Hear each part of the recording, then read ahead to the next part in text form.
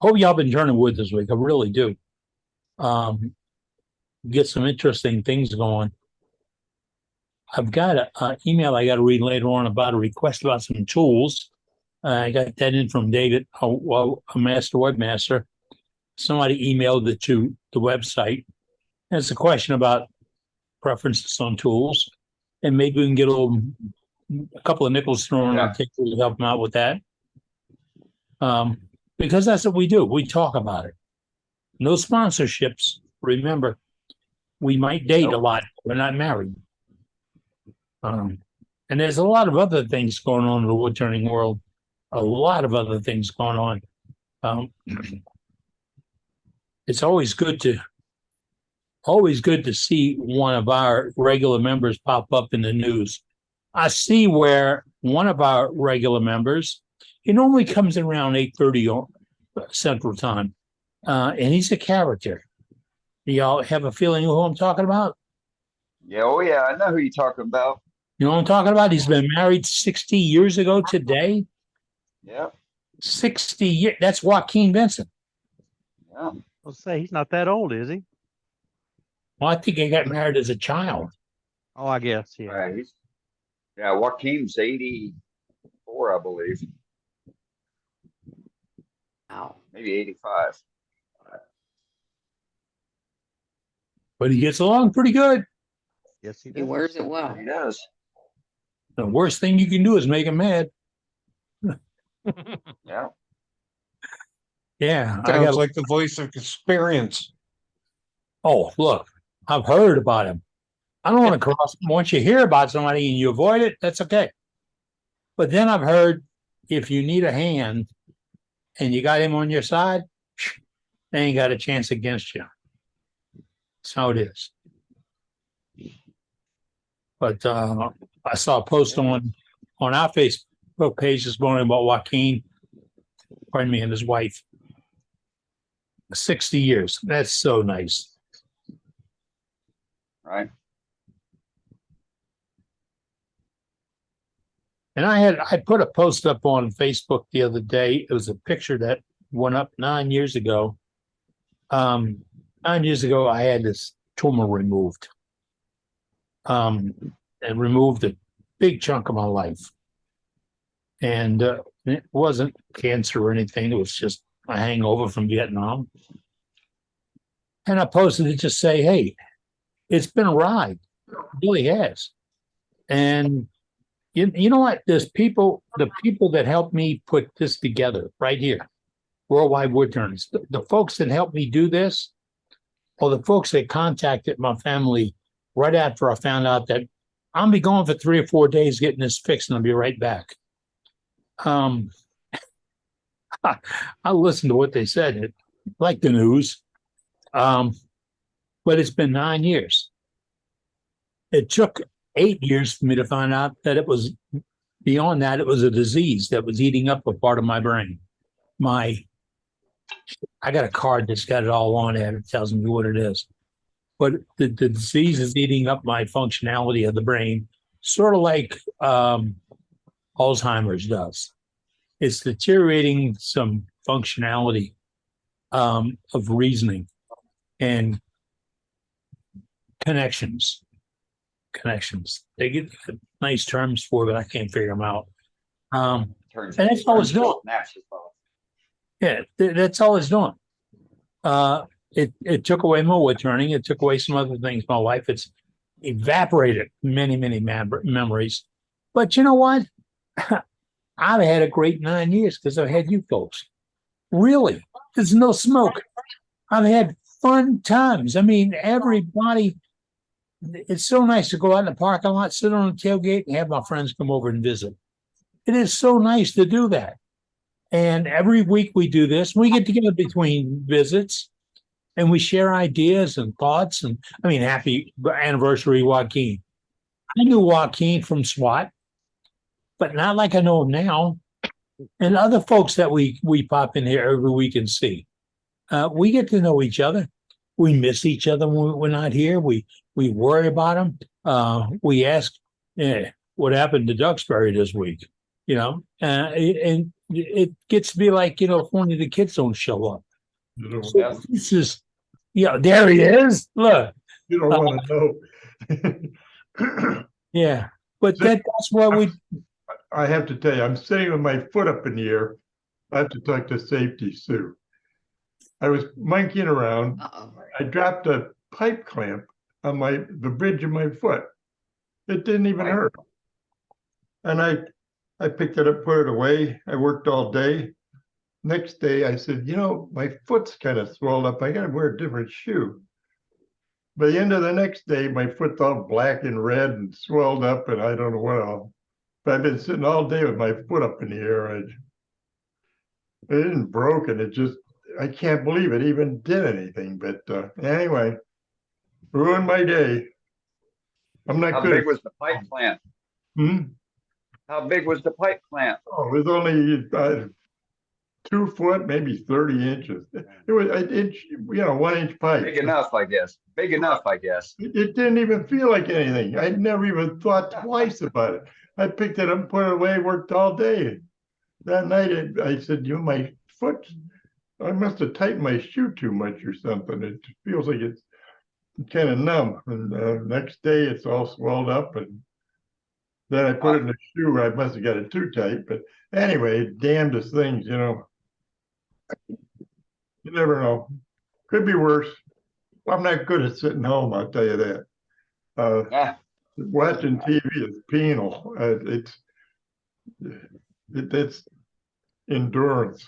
But Yeah. anyway, no end of the fun.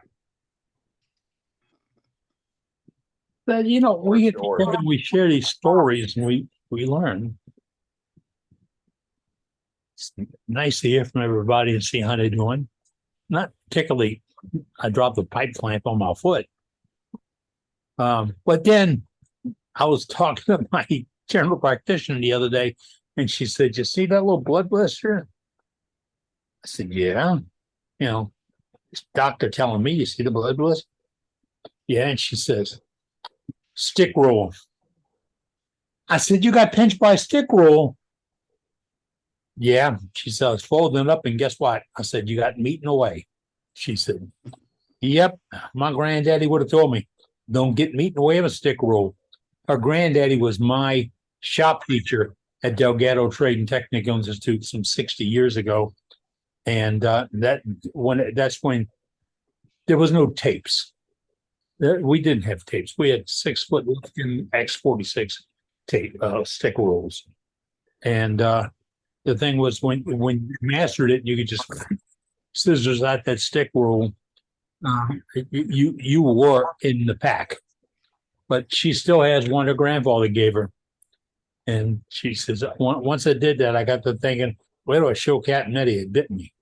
I said, and they bite down. If you don't know this, folks, they bite down hard.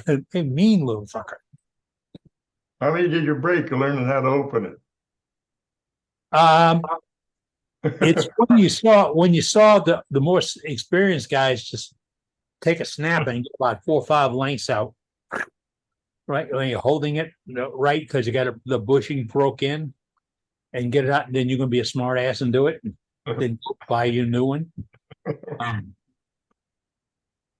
Yeah, I got back on the farm. I only broke one, Jim. Really? After my dad got done, Oh, I knew how to do it then. yeah. I even learned how to put them together. I can pry that brass thing open the hinges, and take one piece and make 2 out of 1. Out of 2, I mean. There you Easy go. to make 2 out of 1. But yeah, the old joke was if you don't like somebody, oil their stick roll. Yeah. Put oil in it. How can that hurt? Well, if you know anything about a stick roll, it hurts. What is oil? And attractive. But it was a thing. I probably worked 40 years with one in my back pocket. It was part of the uniform. When you go to work, it just went into the back right pocket. And you got used to it. And when you got to the truck, you knew to pull it out and drop it on the seat. And I we were cleaning out, well, my old shop in a house is now my wife's storage room for her studio. And we went in the other day and I was sitting at the table, just had a stick roll and just taking it and notching, rolling it out one handed. And he said, what do? You're going to go show the Aaron, the doctor, and brag? And I said, no, just got to convince myself I still got this. I can still do it. And I said, it's a macho thing, that you can master a folding ruler. But I was building a church in town, and a guy came in and he says, man, you're going to hate to hear this, but Lufkin's closing shop. They're not going to make stick rolls anymore. What? He said, Lufkin's closing up shop. No more stick rolls. Man, I jumped in my truck, ran around the corner of Basil's Hardware, and bought all the stick rolls he had on the shelf, all the 6s and the 8s. Came back I said, I ain't getting screwed on this. They gone out of business. I want to have stick rolls. Then I found out a couple of days later, no, Lufkin wasn't going out of business. They sold their business to Crescent Tools, who's just, a bigger organization to keep it going. But then I listened to the news. Yeah. And I still have those rules because I put a star code in each one of them when you open them. If you get a new rule, first thing you do is put your initials in it. Otherwise, the next guy to pick it up with his initials. Yep. Whoever's name is in it, it's their ruler.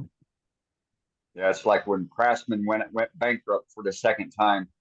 I'm like, oh, okay. Let me take all my screwdrivers down to the Ace here and swap them out for new ones. And it turns out, Craftsman brand still lives on. I bought all the tailstock centers. They had the old tailstock centers and that before they came out with bearings, and I think they were $4.50 or something. You could use them for a drive.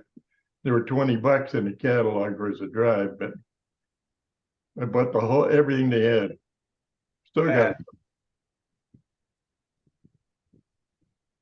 No. You get locked in on something that works, you don't want to give it up. Right. Mm-hmm. Yeah.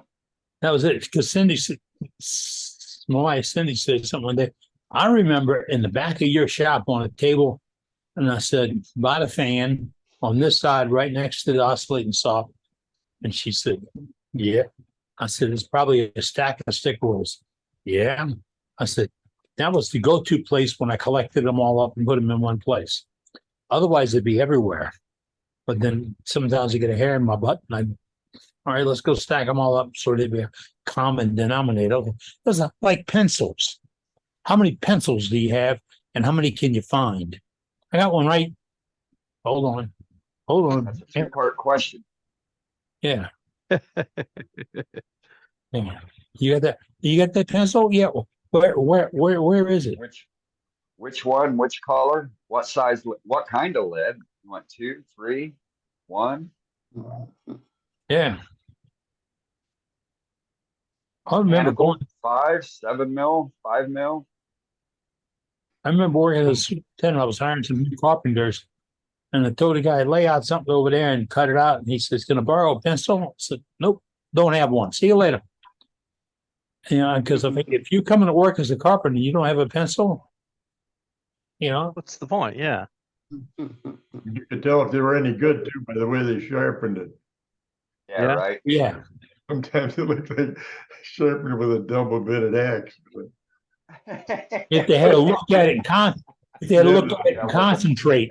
You got it. Sharp. You got it. Ball axe. Hey, all your rulers, your stick rulers were outside reading too. In sheet metal, you can't use those. I had a special order, inside reading, 6-foot stick rules. I still got I think I bought a dozen at a time. They're classified as an F, flat reading. Flat read, yeah. Yep. They didn't even know what they were when I ordered them, but I had to buy the whole box to get them. Huh.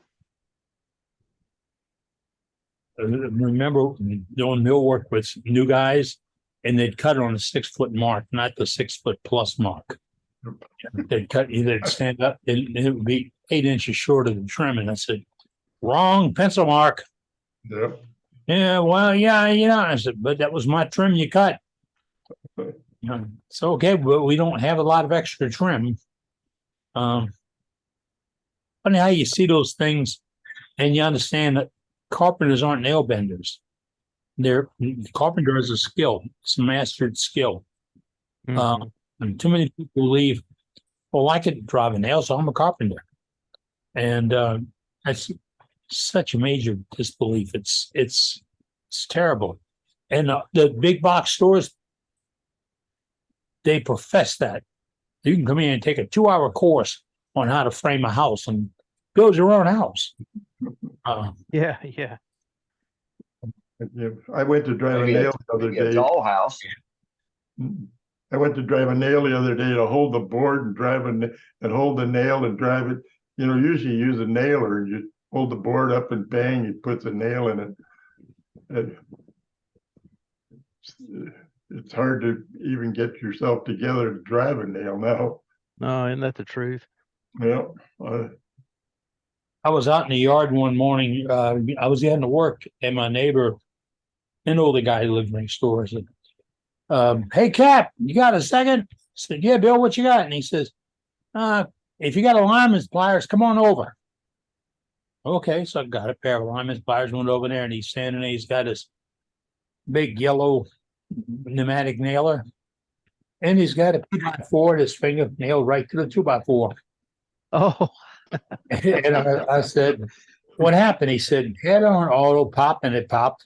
Oh, And he said, "I did, wow." And it went right through it. Well, it didn't break anything or tear anything up. And he's right. I just cut it off and then eased it out. And it was nasty. We wrapped up the next day, just had a bandage on it. But I said, "What do you then if I wasn't here?" And he said, "I'd learn how to drive to the hospital with one hand." do that again. No. But just to say, hey, before I came to work this morning, I had to go over and pull a nail out of my neighbor's finger. And I've learned to listen and believe some of those excuses from hourly workers when they show up at work.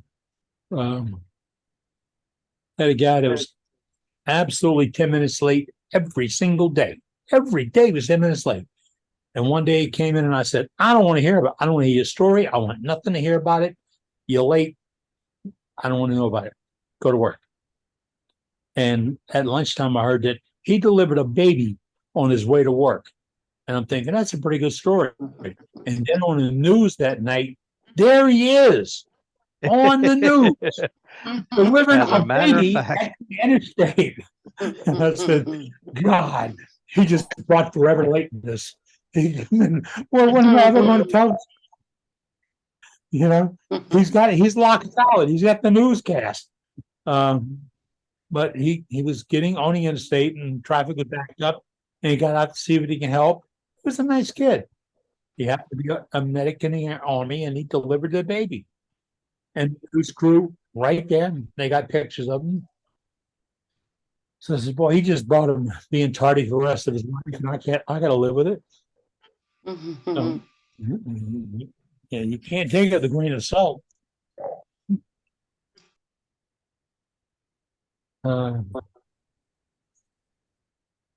What a guy. Oh, we see. I see on the website we got the information for ordering the artwork on T-shirt. Yes, it is up. Yeah, it's I see it on. It's on there. It's available. So And Bob Grinstead donated some what are they called? Embroidery files. If anybody knows someone that can use an embroidery file to embroider for themselves, he had them created from our logo. Oh, outstanding. he's got them in an EMB, a PES, and a DST. That's it. Absolutely. And they should talk to almost any residential embroidery machine.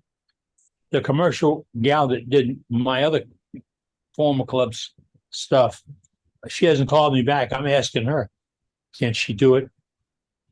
Because the club wouldn't pay to have them converted to the format that she wanted. Until, hey, look, if this is the format you can work in, I'm going to talk to you, see what we can do. Because she does hats like crazy.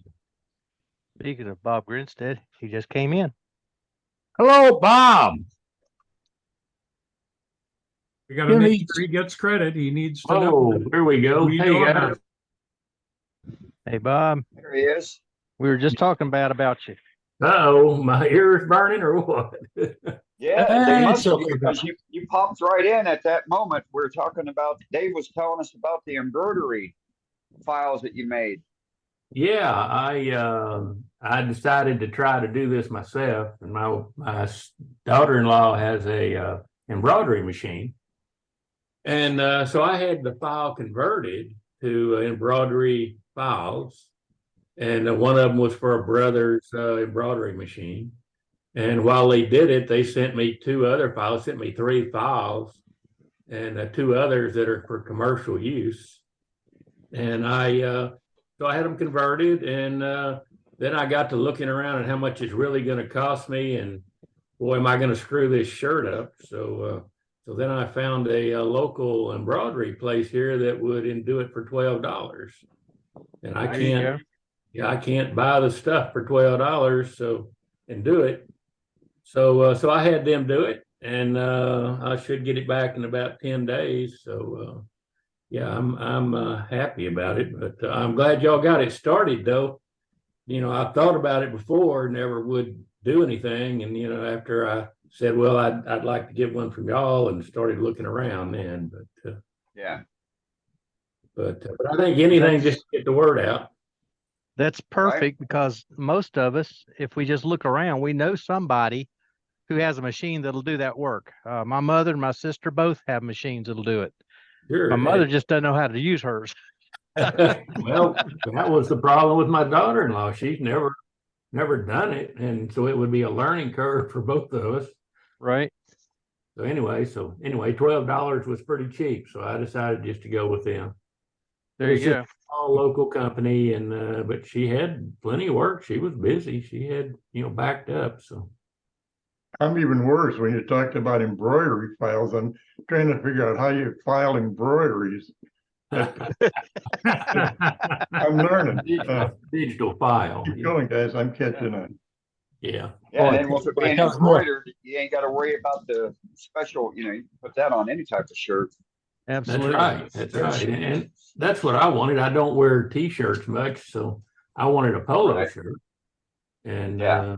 so anyway, this worked out good because a polo shirt is a whole lot heavier than a t-shirt. Right. And I'm looking at the price to mail that stuff back and forth, and that's probably $16 or more at least. And anyway, all of it just added up, and I just decided to try it myself. But yeah, I'll put the stuff in the notes in the chat too, so anybody that's not on Facebook can see it. And I got to mention, all this is from our membership folks. There's not a single member on the screen. There's 61 folks in the view right now. Not a single one of them getting a nickel off of any of those folks. It's not for sale for us, by us, with us, anything else. This is all developed by our membership, and it's all for you, by you. And that's something we didn't even go looking for some of these ideas. I mean, Scott, wasn't it Scott that came up with this thing with Yeah. the patch? Yeah. Yeah. And the stickers that popped out of left field. I mean, this morning, I mailed about 100 stickers. These are available on our website. $5 get you 10 stickers. 10, 11, or 12 holiday strip off. That's what you get. And we mail them to you in the number 10 envelope. If it's overseas, we got to add an extra stamp, but we still do it for $5. And because we've had some benefactors say, Well, look, I'm going to give you 10. I still want you want the pack of stickers, but use it for the benefit of the club. And we've sent them to SWAT and we've sent them to some other places, trying to find somebody to be a representative at Tennessee area wood turners in January, that we can set up a table there or have somebody at a lunch table to pass out our stickers, get our word out. But this has all come from you, the membership. This happenstance thing grows. And today I was in a pool at physical therapy. I had to change places. The place I go that I love, they're renovating the pool. So they put us all out. And we tried a few other little things at the place for walking and machines and all, but they own another pool. So we went over there. And we're in a pool today, and the guy says, I've seen you on Zoom. I said, yeah, I've been on Zoom. And he says, You think? yeah. And he says, I saw something about you at SWAT. Okay, now I got two things going. I got SWAT, so he's a wood turner, and Zoom. So he's probably still a wood turner. And we talked for a little while, and he says, I got an idea to throw out there. Why don't y'all have a meeting live from SWAT next year? I said, well, SWAT's Friday, Saturday, and Sunday. And he said, so what are the rules? He knew we don't have any rules. He knew. Somebody told him no rules. So yes, we can. All they need is something simple like an iPad or a cell phone or a laptop computer, because the signal's in the building. We can get Wi-Fi out of the building. And right there at the lunch table, right next to Jim Duxbury sign that says worldwidewoodturners.org, right there on the table, right now, we can have the computer. And all these 30, 40 people gathering around can be talking to all the other folks that want to join us at 11:58 p.m., 11:58 a.m. for a lunch break or whatever, or. I said, you know what? There's no cap on this. Yes, it can happen. Yes, you can be part of it. You got an iPad? There you go. There you go.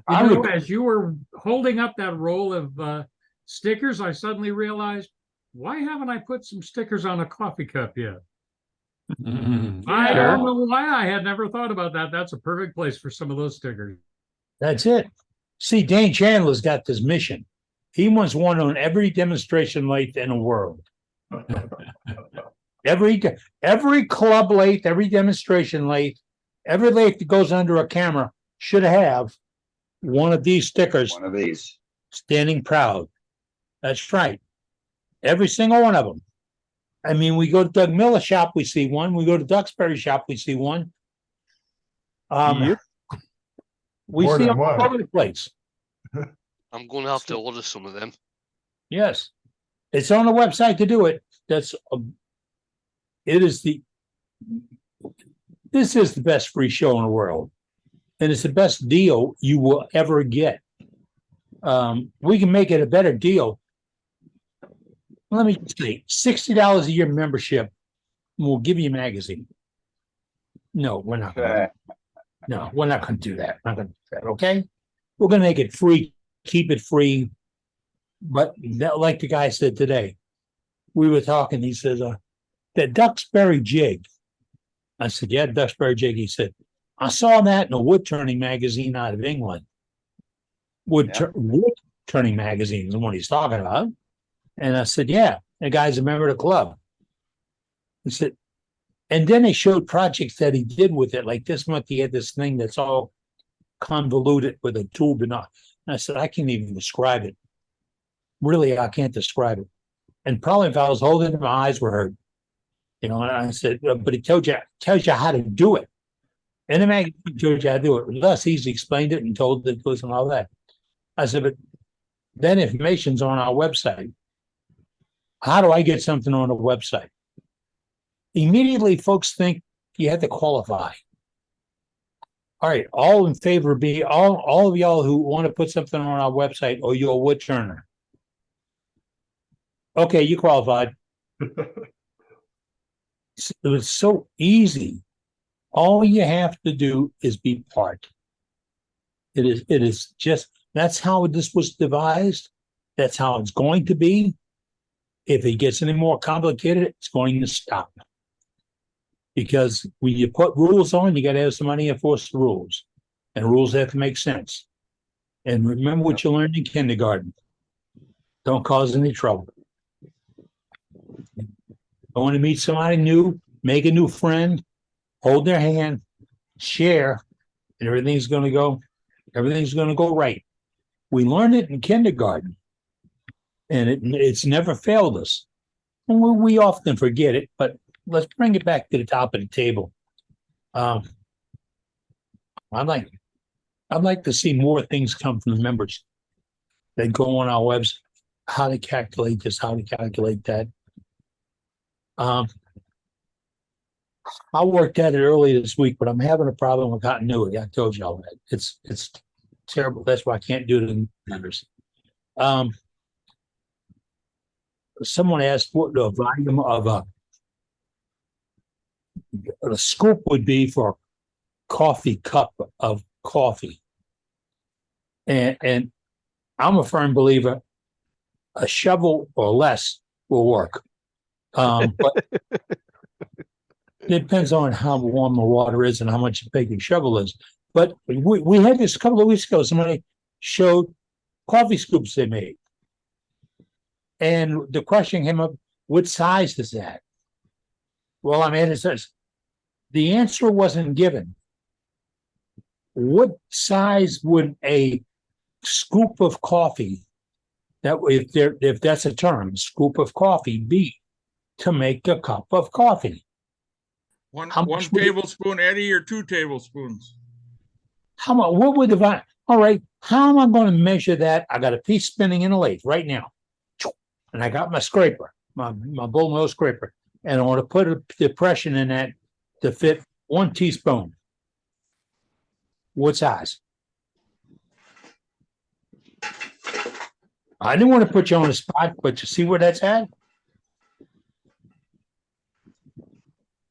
Uh-huh. Yeah. And that's what I was trying to work out. I got the volume, but I was trying to calculate the volume, and I could, in the old days, you could sit there on a pad of paper and just work it all out. The radius of pi is, boom, boom, and they'd give you the radius and the depth, and the depth's going to be half the radius, but the radius is going to drive the depth, which is going to drive the volume, and it's simple logic math out of 7th grade English math class. But what would that calculation be? And how would we develop it? And can we develop it and give somebody say, okay, you want to make a 1 tablespoon or 1 teaspoon or whatever scoop to come up? It would be a 3/4 wide by 3/8 deep scoop, which is 3/4 by 3/8, which is a perfect slice. And that's what it'd be, or the equivalent thereof. If we just have that kind of math to help guys along, because otherwise you take that WAG. The WAG is a wild ass guess. And if you're going for the craft fairs, then your wild ass guess might not work for Joe Coffey's wild ass guess. Yes, sir. So the coffee scoop I have here that I know is 1 tablespoon is 1 1/8 opening at the top, 1 1/4 deep. 1 1/8. Can you hold up so we can see it, Scott? It's got a tapered outside, but the inside is straight. We lost you. All right, hold on. Let me back and get you. All right.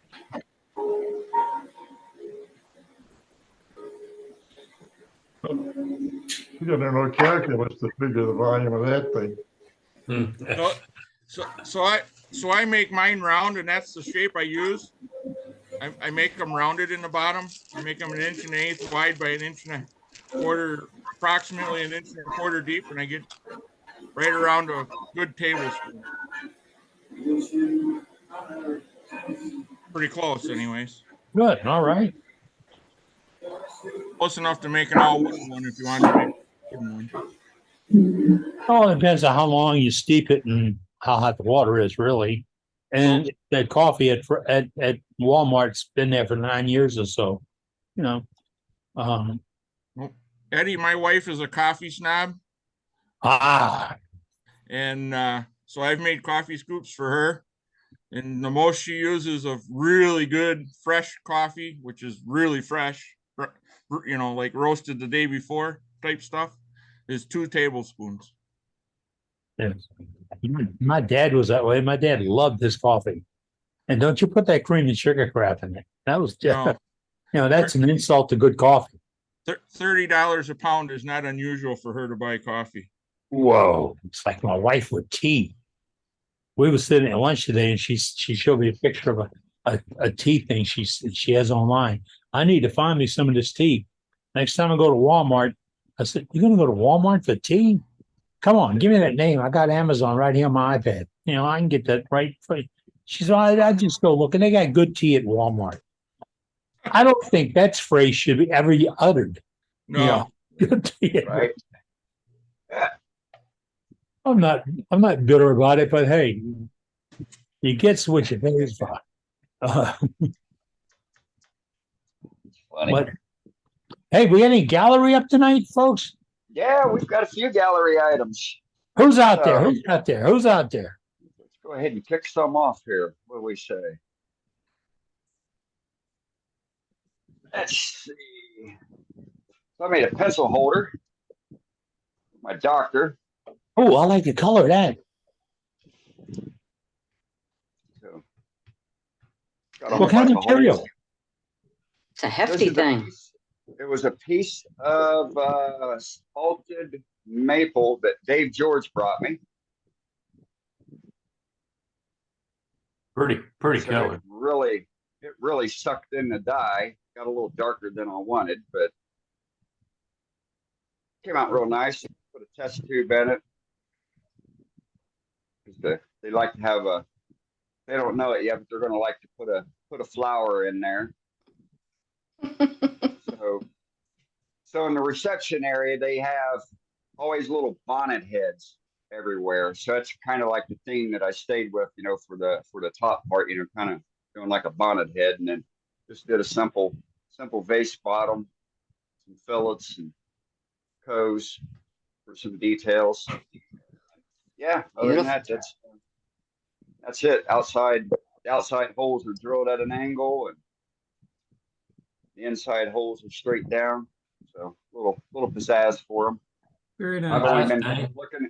been looking at this pencil holder that they have for 10 to 15 years, and every year when I go there for my checkup, and I always say I'm going to make y'all a proper or a better pencil pen holder. And so the last time I was there, I said that, and reception just looked at me and she was like, yeah, you've been threatening us with that, for so many years now. And so I finally got around to doing it. That's me. I love the color. I really do. Oh, thank you. Let's see. Let's go to Ron. What you got, Ron? There he is. You're muted, muted.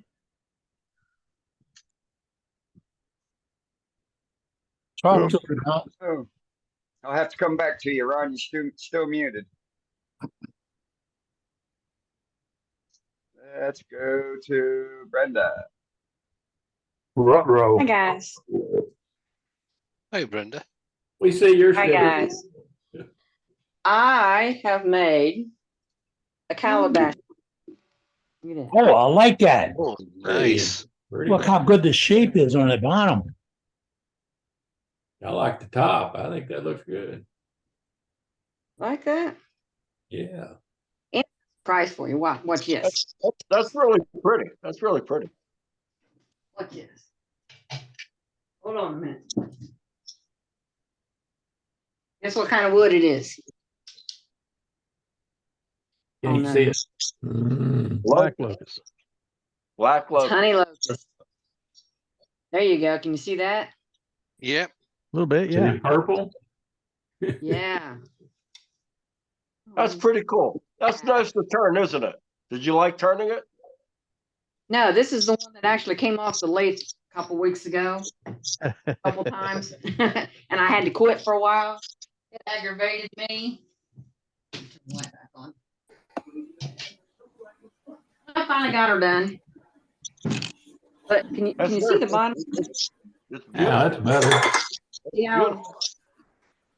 It's not got the middle of it's not got same shine on it the rest of it does. That's where I took the tenon off, Mhm. and I don't know, it's just not taking the shine like the rest of it did. You But- may Kind of just wood need in to, it?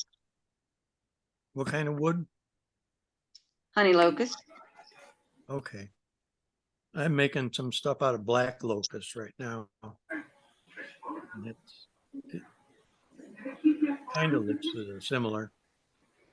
Kind of got an undercut to it, so it's good for M&Ms. Yeah, there you that's go. the party size M&M bowl. Yeah. And oh, you can see it there. It does rock. Look at that. Roxanne spins. Brenda, you might Yeah. want to sand by hand a little more, like your high sandpaper grits. I was gonna And, say the same thing. Yeah, and Yeah. then reapply your finish. Right. Okay. You know, your Okay. 320, I treated it 400. with 400. That's what I was Yeah. doing. Yeah, you might want to back up to 320 Keep trying it, huh? and then do 400. Get it as Time, best you go with the can. grain. Go with the grain. Yeah. Okay. With the grain. Go with the grain. Okay. And you see my little stick people here? Check Yeah, this out. yeah. This is my little boy. He's a little honorary thing. That's Got cool. big Did a ears. nice job on it. Thank you. Do you see? You check out the nose. Can you see the nose? You know what that is? Yeah. No, That what is is it? a cat claw cover. Okay.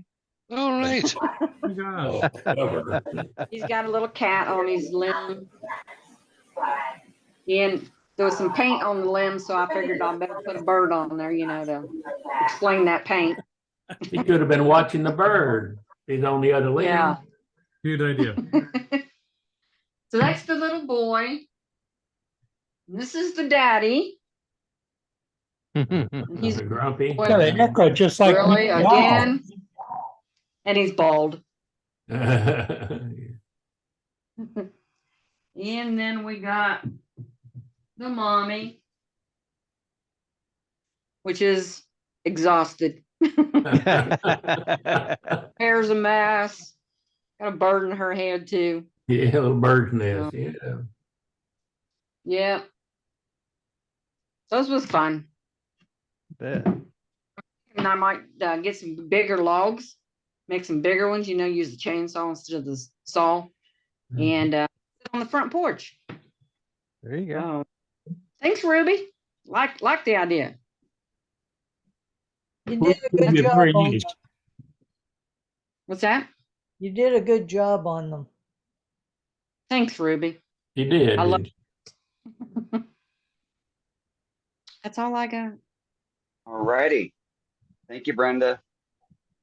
All right, let's go to check back with Ron, see if he's got his. I think I do. Yep, we got you. Okay. Well, I'm seeing Brenda for We're some seeing reason. Anyway, I'm seeing Ron. There he there is. we go. A while back, Cade showed the pop can tops that he made. Keep sand out at the beach and so forth. A friend of Yes. mine at one of the clubs I belong to he makes the Rose engine lays. So he lent me one for a few days and I made some. And then I Hold it back towards your chest. There you go. Yeah, that shows up better. Real pretty. Very nice. Are you some to buying decorate one? them, you know. Are What's you that? buying one? Are you buying one? Yeah. Are you? Well, no, he actually built 5 of them. Yeah. So he brings them to fairs and so forth Yeah. and lets kids work with them. So he doesn't want to sell any of them. And then the age-old question, how do you make a vase that's waterproof? Inexpensive? Just like that. And then you make a lid for it. Oh, yeah, that's cute. There you A go. friend of mine that belongs to another club here had some sitting there, and I said, "Yeah, I'll do that." So I made a few of them. I think they look That's, pretty. that's actually part of a pure Nice. pearl there. Yeah. Very nice. But they're definitely waterproof, and at the dollar store they're only $1.25. Yeah. Right. I was Yeah. thinking Kind of store. that was a Doug Rose special from the dollar store. Yeah. When I saw that picture, when I saw the picture, I'm like, that's an actual vase. What is when you put the top on it? Other than that, it's just a water glass. Yeah. So it ought to Right hold on. water. Yeah, it oughta. It oughta. Good job. That's all I have.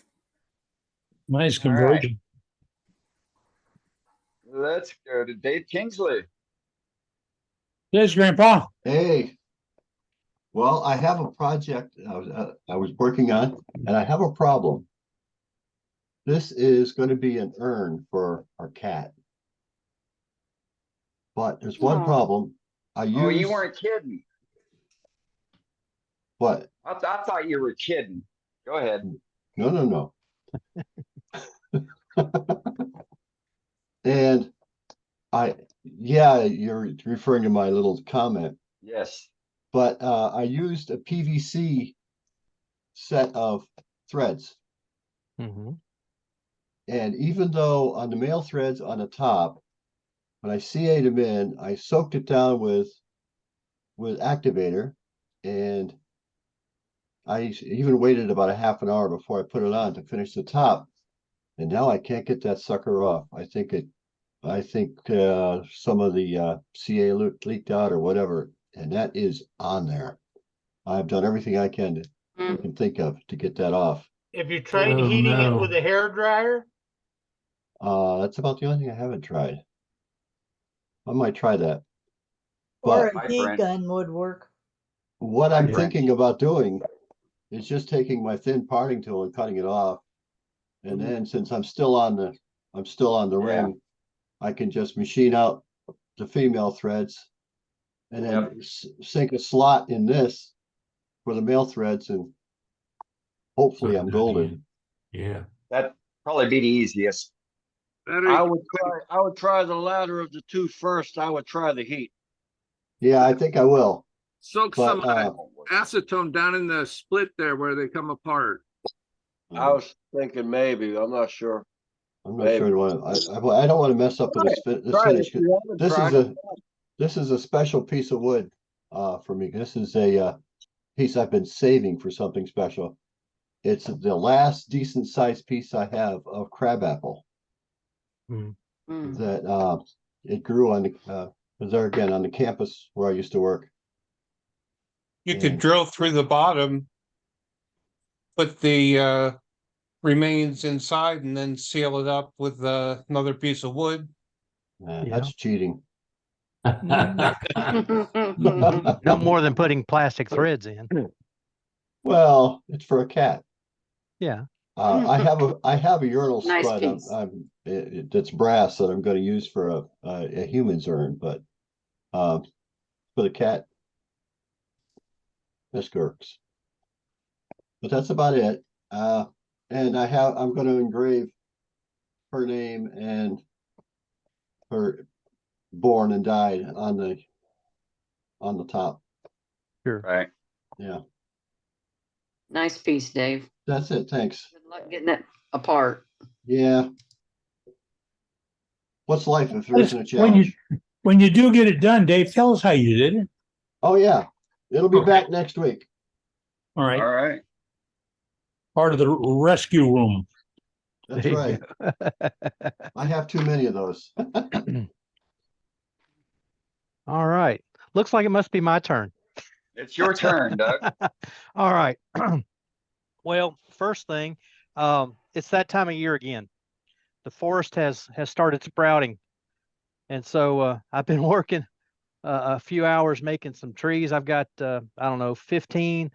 I think there's 7 or 8 of them here that still need oil on them. Was talking to my two stores. One wants to start in the middle of November with 40 in the store when they have their Christmas open house. And then the other one, they just found out today they're having a Christmas open house the first weekend in November. And she'll want 50 or 60 there. And I think I got talked into another store. So, and I know they want them. So I'm going to be covered up in Christmas trees every waking moment. But I still have a YouTube live that I have to do. And this week we did tree to table. Did the holy cow? Where's that echo coming from? Anyway, it's the farm to table kind of idea. This is tree to table. This week was a small box. This was a log when I started yesterday. Nice little open box. Doesn't fit tight. Didn't want it to fit tight. I want it, if it's sitting on the table, I want somebody to pick it off and real easy. So anyway, there it is. That's some Bradford pear. It's finished with wax. Even on the bottom, it's been completely done on the bottom, nice and neat. And that one of the fellows, Mark Beckett, did a sphere today, and he was just talking about how good it felt in his hands. This thing feels really good. Partly because of the pear wood. It's just such a dense wood. It's fine grain, and it just feels good in the hand. So anyway, there it is. Just a nice little box. Good job, Doug. Beautiful. That's me for this week. Great, Doug. What kind of wood? What kind of wood is the Christmas tree? That was Christmas a really trees. good video. Oh, thank you. The Christmas trees are all at this point they're all poplar. I do my Christmas trees out of limbs that have fallen out of trees or been trimmed out of trees. And I've been working on a pile of poplar right now. The next ones will probably end up being some of that Bradford pear. I've also got some a maple limb sitting outside my shop door. So all of that will get used. It'll be cut up into 6 to 8 inch lengths and then turned to make Christmas trees. What's the finish? Just oil. I'll use Okay. some walnut oil. I'll have a batch of anywhere from 5 to 10. I'll sit down watching TV with an old towel laid across my lap, and I'll put some oil on it, rub them around till they're about halfway dry, and set them aside and go to the next one. How much are you getting for them? This year they're $15. That's good. I sold them for 10 last year, and I sold over 200 of them. And everybody said, "You're not charging enough." So even the customers were saying these are too cheap. So there'll be 15 this year. Probably won't sell any. No, but that's good. Thanks, Doug. Thank you. All right. Thank you again, Doug. All right, let's go to Ruby. Hey, Ruby. Okay, a chap came to me with a chunk of resin with a bunch of wood thrown in. He had never done any resin work before, so I made a pencil holder for him like this. It's still pretty heavy, but he had a lot of bubbles in the resin all the way through, and trying to work with it, it was not the easiest to work with. And then this afternoon, as I was cleaning out areas, I found a kit I had picked up from William Woodwright a year ago at least. I decided to make it up, and I ended up with these 2 salt and pepper shakers. I just turned some burl and took a 2.5 inch drill bit. So gorgeous. Now they weren't that hard to do, but fancy. Yeah. everybody that's seen them so far seems to like them. So I guess I know what I'll be making for Christmas gifts. Yeah. They look good. They're pretty. Thank you. And I love your stick people back there. The snowmans. Look at that. Did I not Clauses. show you the new ones with the Christmas? Well, you might have. Yeah. You might have showed them last week. I wasn't here last week. No, You can okay. explain them. Yep. You can just grab one and explain the Brenda. Yeah, the local wood Those are mill pretty. wants these to put up around the store, and I've made little name tags that'll be attached onto the front with their name on them. Okay. So as you can see, they're different sizes and shapes. Very nice. They don't get them till after the 1st of November. Very nice. Right on. Yeah. Thanks again, Ruben. It's a good way to practice some very basic turning skills. I mean, those are not difficult. And like even this little one here, I mean, I used a cracked piece of wood, and the crack doesn't really matter.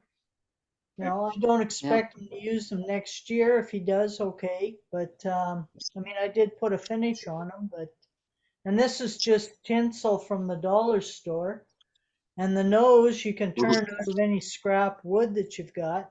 So, and they'd be good practice for kids painting. Little kids could paint those up quite Sure. nicely. Right.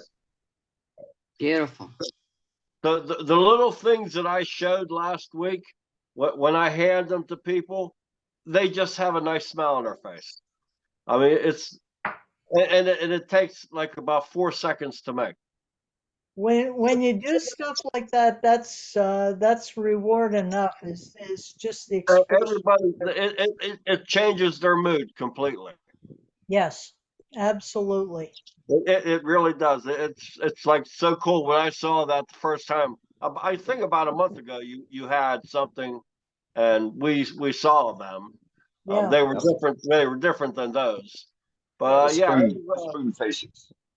It's really nice idea. It really makes people happy. Yep, and that's what counts. Right. Thank All you right. for the compliments. And thank you. All right, let's go across the pond. Hey, Wayne. Good evening, guys. Good evening. How is everybody doing? Cheers, Wayne. Very well. Right, you were talking about coffee scoops earlier on. This is my coffee scoop. Oh, pretty. Beautiful. Which I turned. It must be 30 years ago. I turned this, and it still gets used every day. For my coffee maker. Can you hold it still just a second? Hold it still, Yep. Wayne. Wayne, how'd you get the curve in the handle? Right, that's done on a bandsaw. I'm sorry, I don't understand that. What? Okay, it's been Did it on the bandsaw. It's been on the turned bandsaw. Okay. Yeah, it's been turned in a whole piece. Then it's been cut on the bandsaw, and then it's been put into a jig so I can actually. Oh, sorry. It's been put into a jig so I can actually hollow out the center. That's a good idea. That's nice. But it was turned on a 90-degree axis the first time, right? Yes, it was turned on a 90-degree axis. I made a jig to go into the chuck, which was tightened up with at that time. I think I used what we call over here a Jubilee clip. I think you call them pipe clips. Mm-hmm. With the way, a hose clip. Yeah. So I made a chuck, which again was cut on the bandsaw, so I could actually hold the piece in to scoop out the middle. Right. That's nice. Very nice. Thanks, Wayne. Very nice. Probably Now I was only going to show the one piece. That was an extra. That one. This piece, I just that was today. Yeah, this piece I just did tonight on my live, which is a piece of beech around about 6 inches long by about 3 inches high, turned down to around about 1/8 of an inch, all the way through. It might be a little bit thicker on the bottom, but it's turned down to around about 1/8 of an inch. That, I mean, it has been sanded to 240, but it is going to be going back onto the chuck, so it can actually be pierced. This is going to be pierced all the way around, with the variety of patterns. Doug was in tonight. I think that took me around about 45 minutes to do. That's tonight. exactly right. 45 minutes. Right. He was taking it off the lathe, saying, "Here it is, guys." Yeah. So that's that. And that's a piece of beech. That is. Yeah, right on. That was a great video. Oh, thank you. Yes, That was real a good. good video. And I hope what was it Drilly Mr. Yeah. Drilly gets a good home. I hope Mr. Drilly gets a good home. For people that don't know, when I do bull turning, I do power sanding, so I use a drill when I'm doing power sanding, and I think Drilly is more popular than I am. It's a hand drill. It's a hand drill. Yeah. Yeah, it's a hand drill. Yeah, it's a Black & Decker hand drill. Yeah. Yeah. That was Drilly has fun. his own fans club.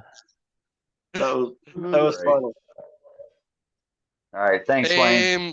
Right, Gerald Jensen is asking, can we get the URL for Wayne's videos? Gerald, if you go to YouTube and look for Wayne the Woodturner, and then you should find me. Yep. And thanks, guys. Cheers. Right Thank on. you, Wayne. Bye-bye. Cheers, Wayne. All right, let's Cheers, go to Wayne. Mr. Duxbury. Hey, Jim. Hey, Rita. Coming up. And Rita. I got a screen share. We talked about Rose engine lathes. I'd like to show a couple of the old lathes. I really enjoy seeing these things and the craftsmanship involved. Eddie probably will know where this is. This is on the Natchez Trace. Natchez Trace goes from. Yeah, I've seen that one. Have you? Yeah. A pioneer village, and this is one of the lathes. I thought this was really neat. This thing, there's a couple drawers in this thing, but this drawer on the end, if you look close, it has a hinge on the end. It's actually like a cabinet drawer. It opens up. Anyway, they're ingenious as all get out, and the thing's been made, by hand, and who knows how many 100 hours somebody spent on this thing. There's always a bent nail in the end of it somewhere. This has two pedals for a treadle. And this is some kind of an extension. I couldn't figure out what this did, but there's a piece in the lathe and kind of interesting.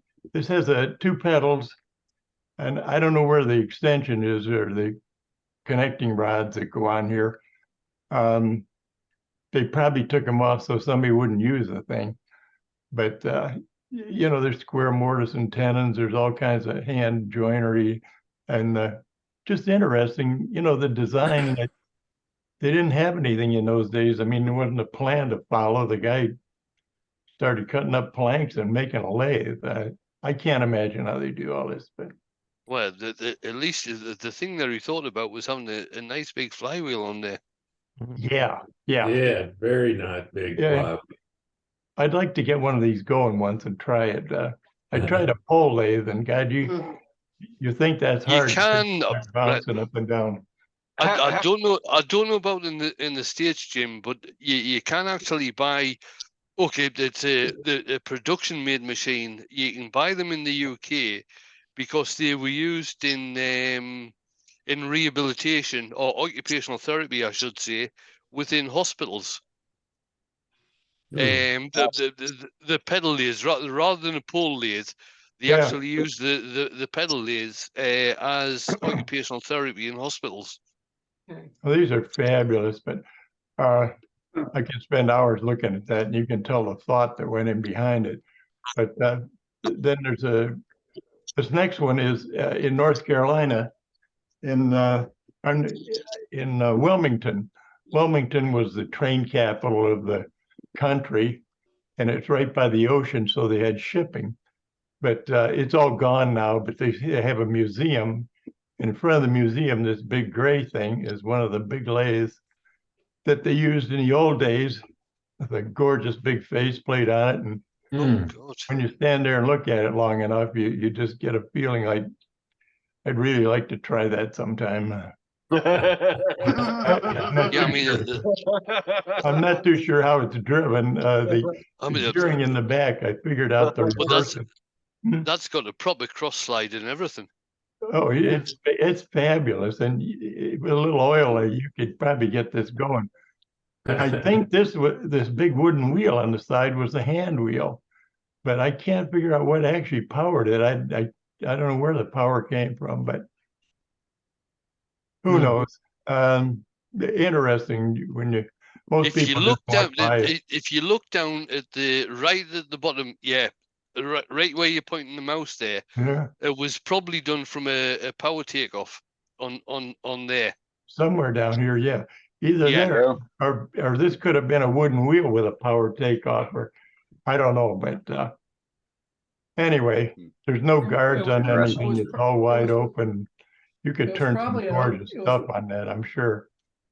It most likely was an overhead drive. And that gears that you're seeing down on the bottom, those are Yeah. the gears those gears drive the carriage. The carriage, right? Yeah. And Yes, they drive the carriage. I think this is Oh the- yeah. this one here, So- I think, is the reversing lever. So Yeah. it could have been driven from a flat belt. Yes, it could Probably, have. in Probably Yeah. from a flat overhead belt. Yeah. Wow. Anyway, And a big leg like that would have been probably to turn shafts and that kind of stuff. well, most people walk by it. I spend an hour looking at this piece of cast. Anyway, Most of us would. and the other one's really interesting. This is the old Schwab Mill. This is in Arlington, Massachusetts. It's just north of Boston. This guy came over here, I don't remember, in the 1700s or something, and he brought with him the knowledge of water wheels and how to drive things with water. This is before electricity and steam and everything else. He set up this mill and he made oval picture frames. Everything in this mill, well, nowadays there's a table saw over in the corner, but I think this was the table saw. The table saw was made out of white oak. And he actually made this with a couple bearings and a shaft. Everything in here, you could just spend an hour looking at every piece. The bandsaw was fabulous. The what? The pulleys are all leather. Yeah, the pulleys, it's all overhead driven. Unbelievable. The spline joints were made with a table saw made with 7 or 8 blades in it.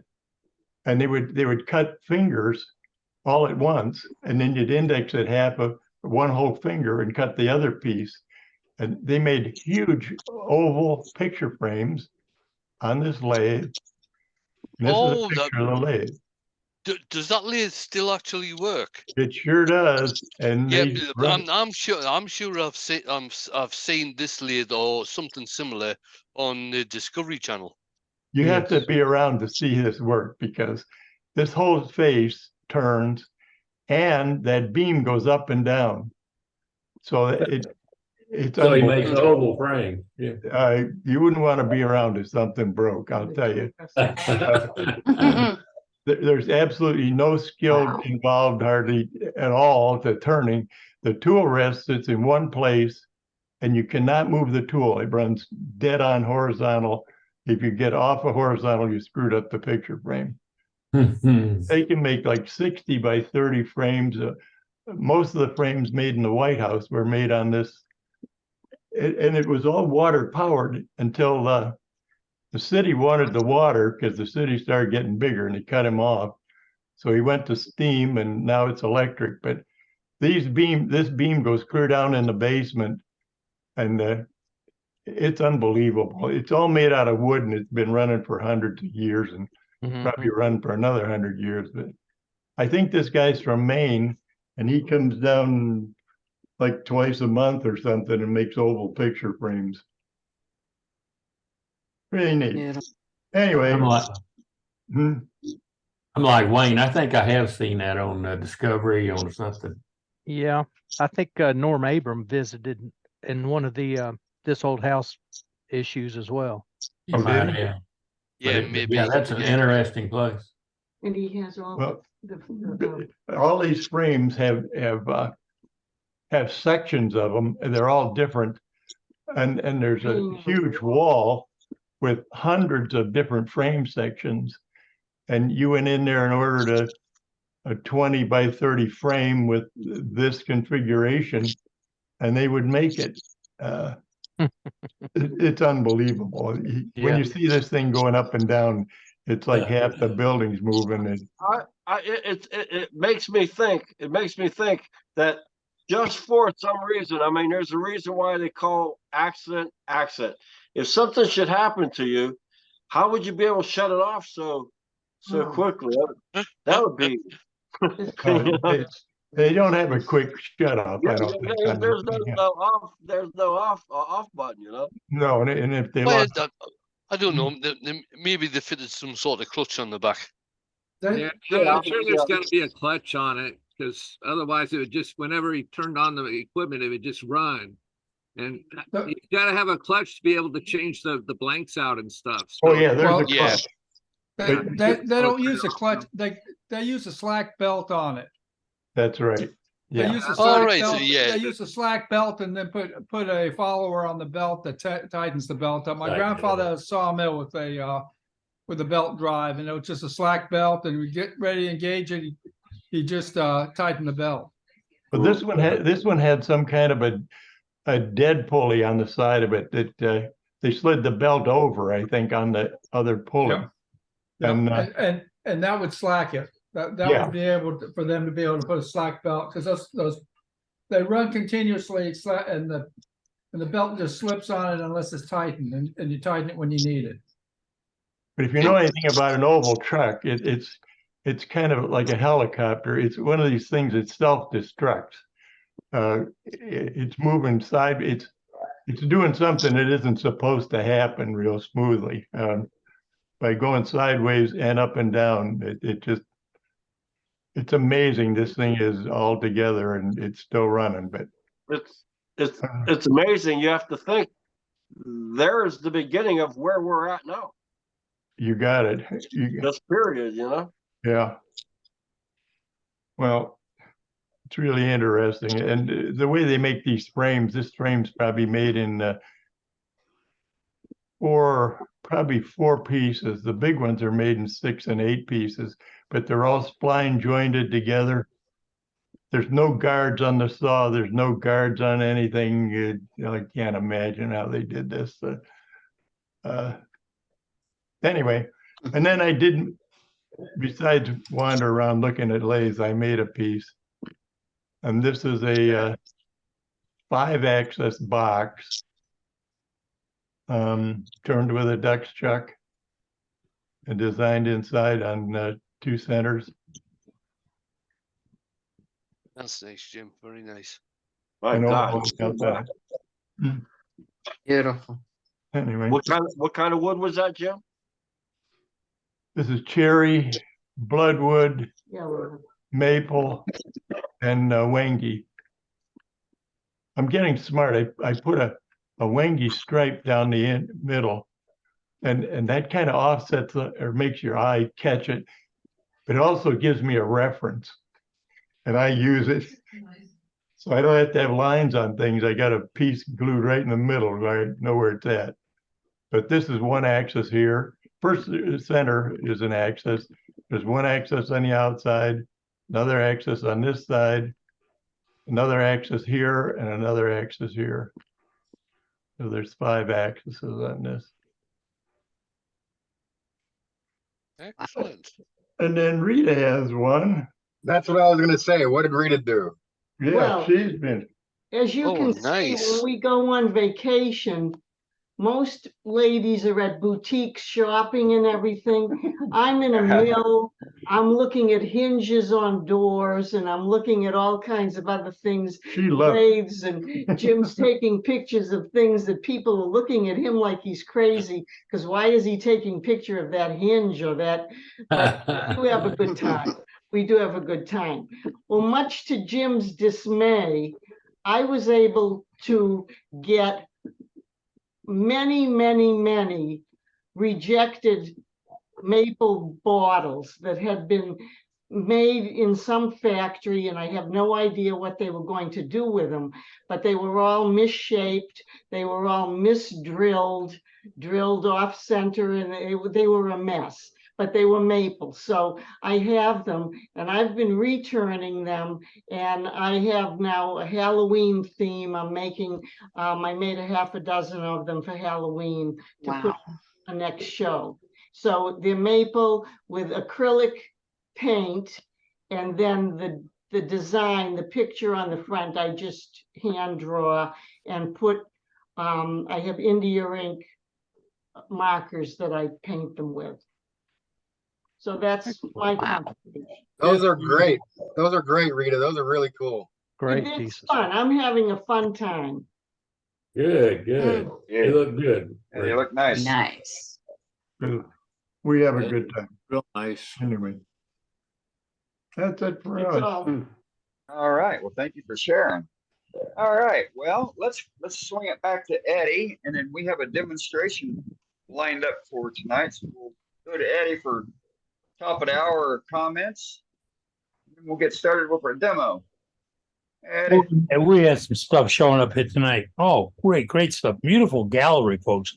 Beautiful gallery. And remember, we have a no but guarantee. We say it every week.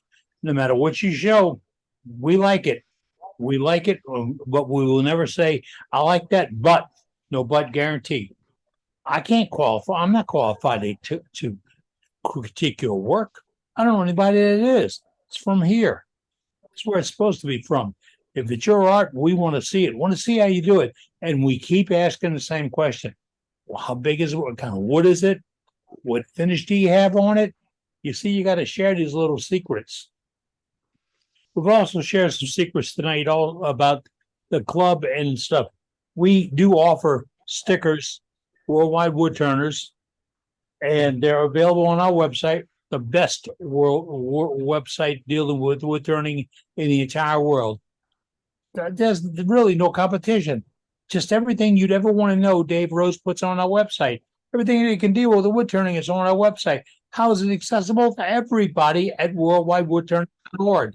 Right there. Stickers are there. If you want to get your logo put onto your t-shirt, the information is on there. If you want to get it embroidered on something with a home embroidery system, the information's right there. You want more? We got more. Everything you want is right here at this meeting. Everything. And it's all for you folks. And we want you to get together and get involved in it.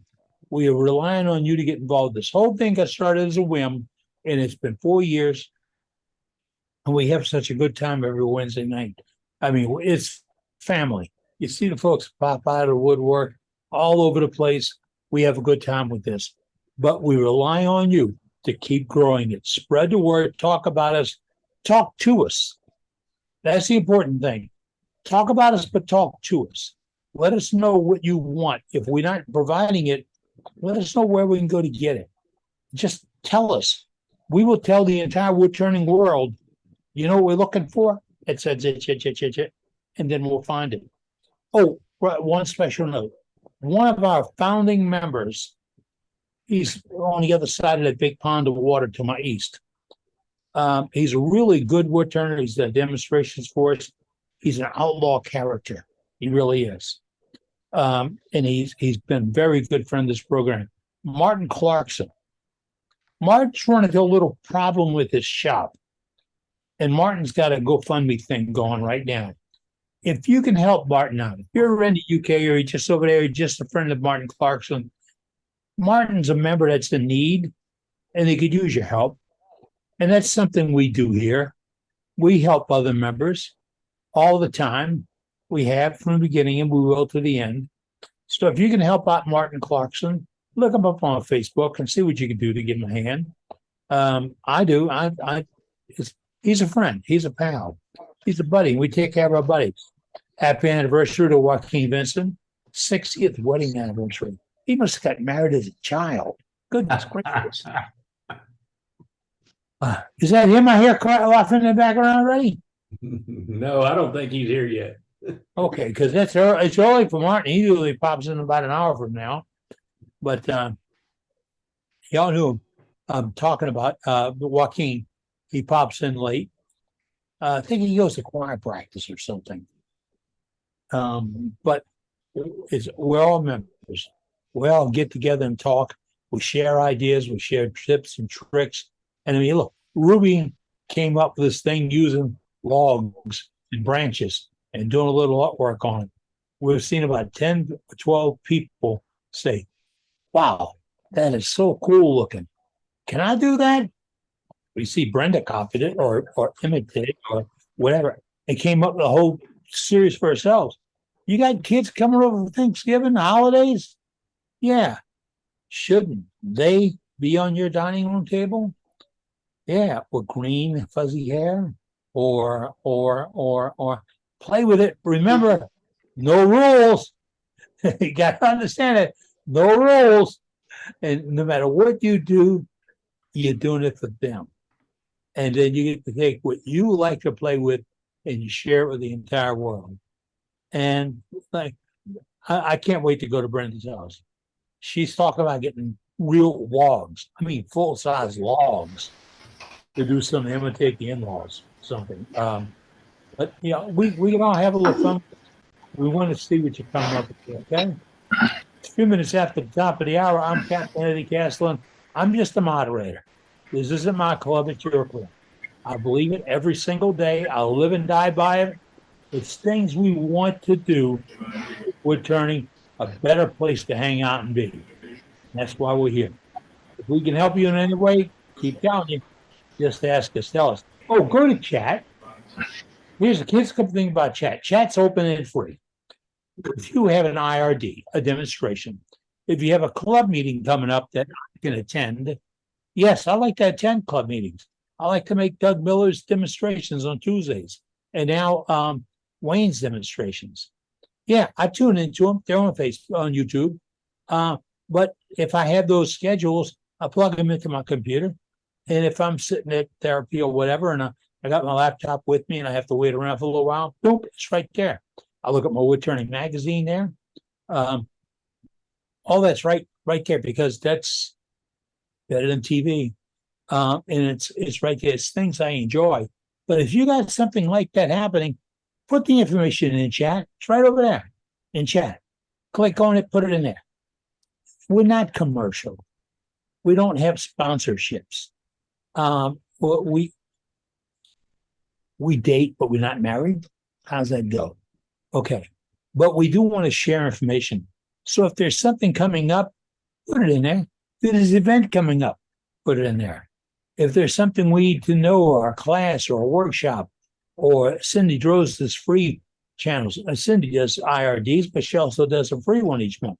Put it in there so people can see it. And then they can put it in their personal calendar. So if you're really busy at work, yeah, that's a lot of work.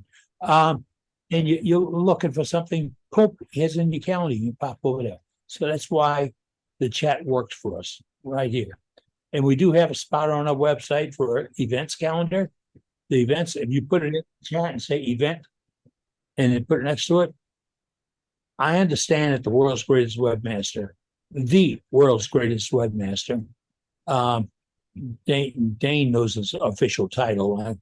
I forget those things. But he will put it in the event calendar. Yeah. And our website has also got a barter page. So if you're looking to buy, sell, trade things, it's all dealing with wood turning. It's all, check out the barter page. It's all there. You can't get this package anywhere else in the entire world for free. And it's because of you. Enough beating on the drum. That's how I feel about it. We got to get it out there and let you know. If we can help you, talk to us, please. All right. We're going to go to a demonstration right now. And if we can help you, talk to us. Who's up on demo tonight, sir? But before he does that, let me just say that I put Martin Clarkson's GoFundMe page in the chat. Thank you. Yeah. Already okay. been there, Doug. Already donated. All right. Good deal. Good deal. All right. Thanks, Wayne. Yeah, Good way. so both links posted. One of them's truncated, the other one isn't. But both links take you to his GoFundMe page. You know, he's a member and he's in need. What do? We help members in need. So step up if you can. But if you can't do anything else, you can say, hello, Martin, I'm with you. Okay? Because all that matters. All right. So without further ado, we're going to go to our scheduled demonstrator tonight. So we got Bob Grinstad up. He's got a wonderful demo planned for us. As typical protocol, it's his demo. any questions or comments, we'll hold till the end of the demonstration. That way, the demonstrator is not interrupted or has the train of thought skewed by any of the questions that may be asked. And then you'll have full floor at the end of the demo to ask anything going on about the demo. So without further ado, let's go to Mr. Grinstead. Hey, Bob. Hey, how are you doing, guys? Am I on here yet? Yes, you are. All I can see is Eddie, so maybe my screen's froze. Well, that's still good to look at. I mean, hey. Yeah, I don't know. You're Let me get out and come back in. Is that okay? Yeah. The rest yeah, of go us, ahead. the rest of us see you, Bob. Okay, well, I can start the demo. I just can't tell what's going on without, or I don't think I can. Let me see if I start this thing. All right, can you see it? No. Okay, I'm gonna have to come out and come back in. Yeah, then. go ahead. Go ahead and come out and come back in and Okay, I'll make be sure back. everything's working right there.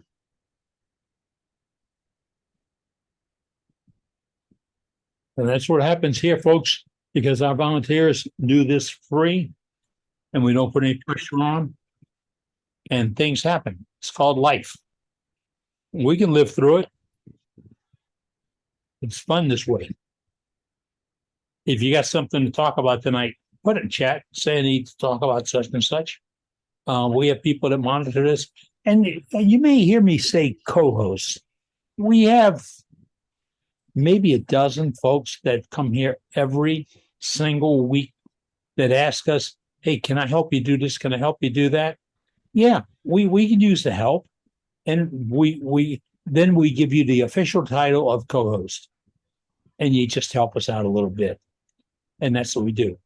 It pays twice as much as what a member gets. But then you do the math and you'll come back and say, you're going to be kidding me. Okay, I'm here, guys. There he is. I knew he'd be back. I knew he'd be back. It was way overrated. Yeah.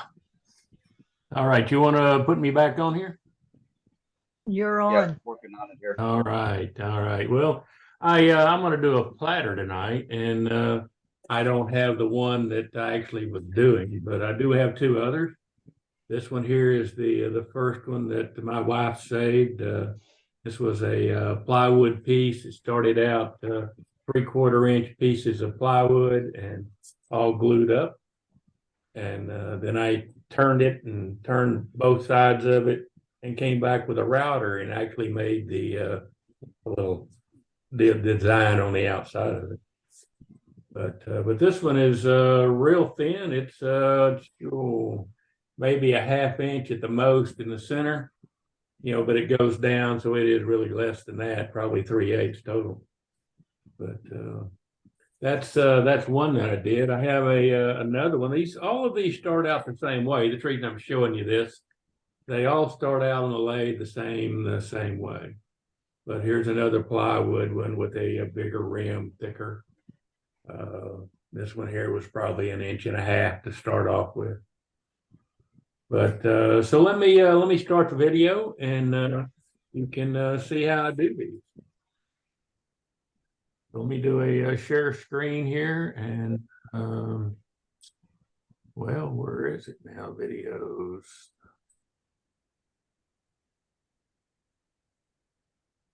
Yep, now you're not going to do that. Hang on just a second here.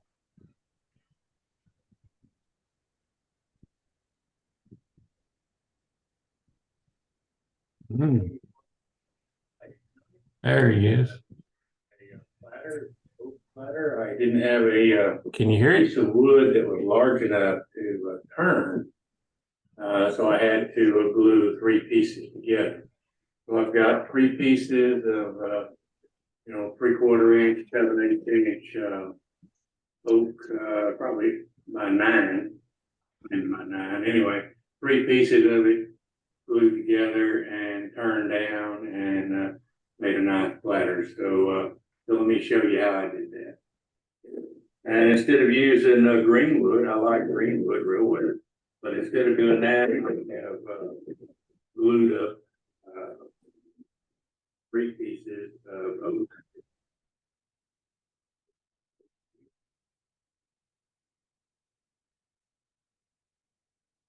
So now I have 3 pieces of oak that I've glued up, just regular 3/4 inch oak.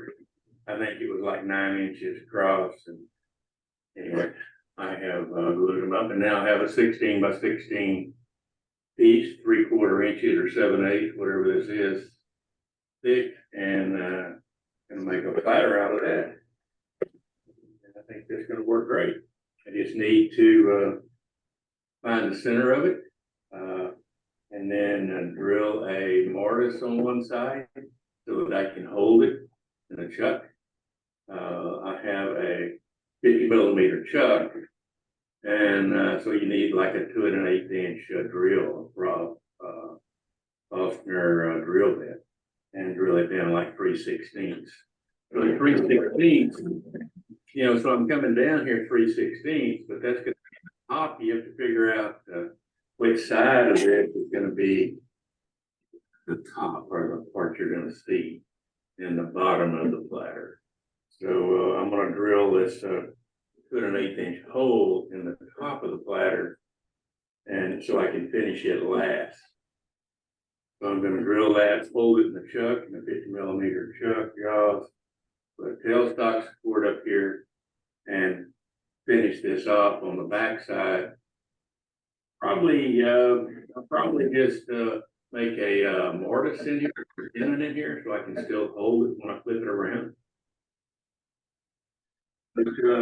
But I do want it to the actual outside the rim to be held off the table. I don't want the center to touch, and I don't want the outside edge to touch. So I'm going to make a come in about 1.5 inches or something on the edge after I round this thing off, and leave me a foot all the way around the side. So we'll make it like an OG or something, and I'll leave a foot on here, and then hollow out the inside a little bit. And it won't take a whole lot, because again, this is not very thick. I don't want the platter to be like 3/16 of an inch thick.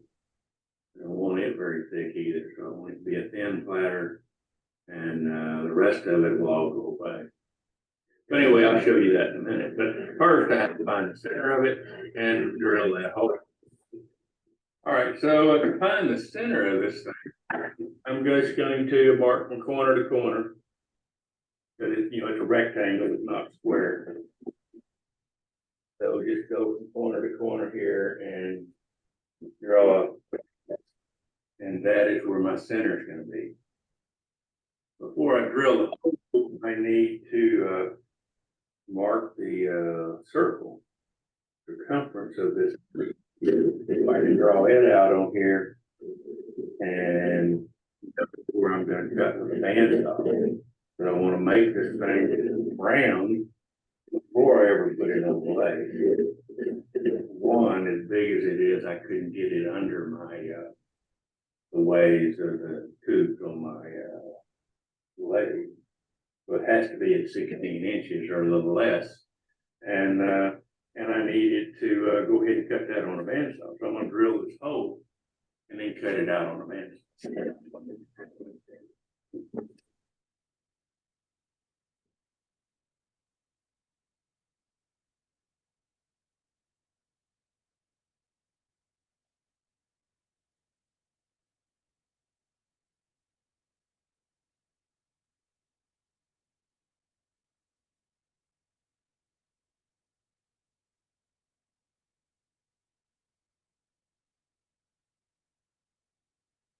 That oak was pretty tough on that outside edge. Once you break through the outside, it gets a little easier to drill.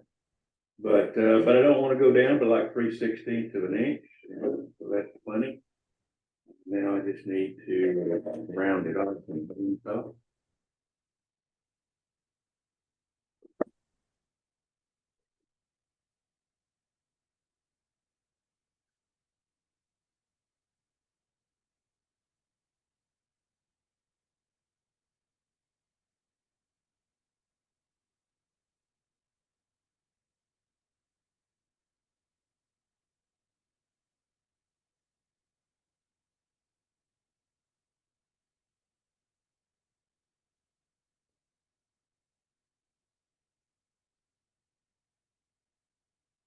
So I have cut a tenon in here.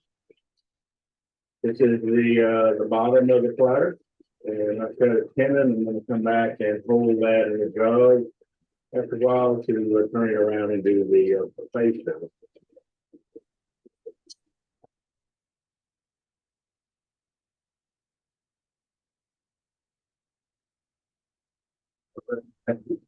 Just straightening everything out.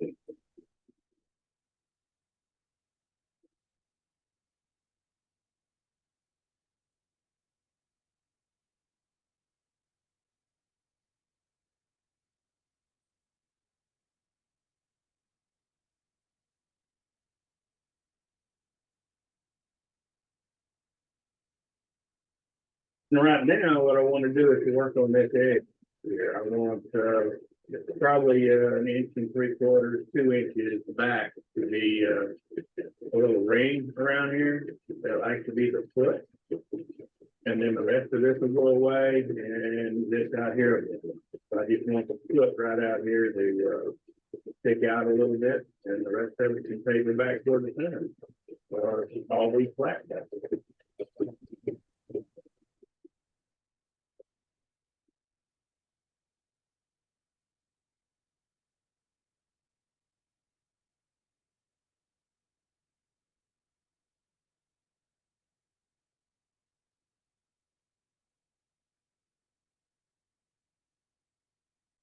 Making it round. Looks like I've got a little bit here, so I need to make it a little more. Get this thing round.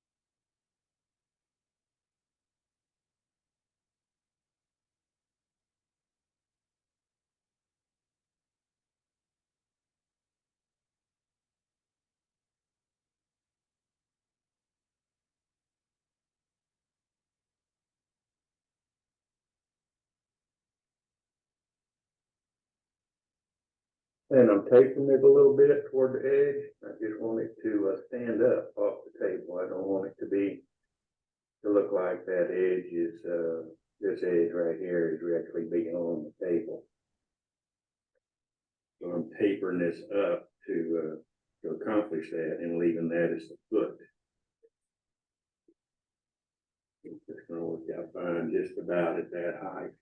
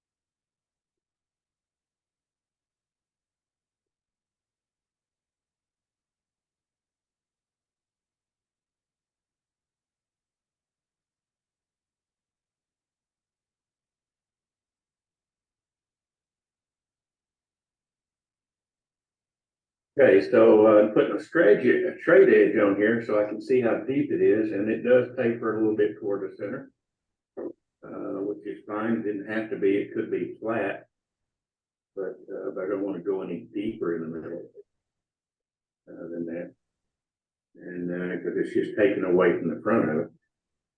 But I think that'll be fine. Let me just straighten that up and sand it down.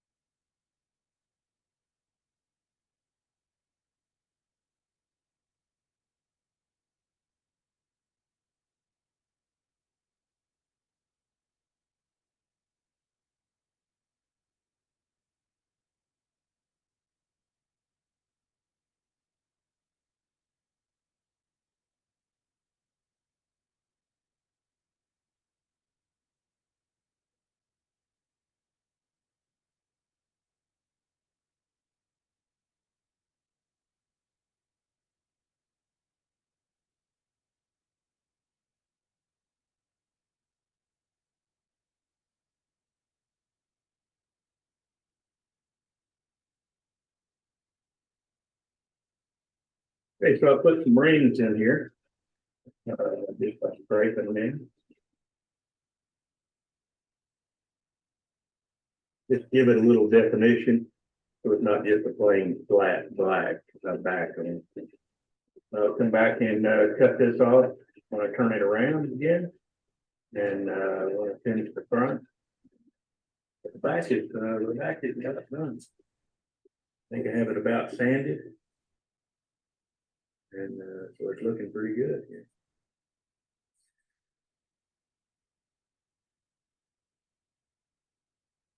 Okay, so I've got the back of it finished and sanded and ready to go. But I'm going to work on the front. I've got to decide if I want a lip up here, and I think I do. I think I want a little bit of a lip, maybe a 1/4 of an inch or 3/8, and then I'll take the rest of it out.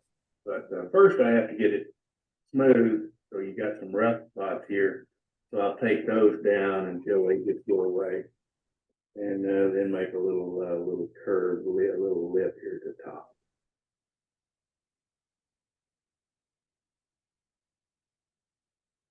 You know, it's all a designer choice. You just decide what you want your plate to look like, or platter to look like. If I leave it without a lip, then it looks kind of like a plate, and I'd rather call it a platter. So I'm going to put a lip on.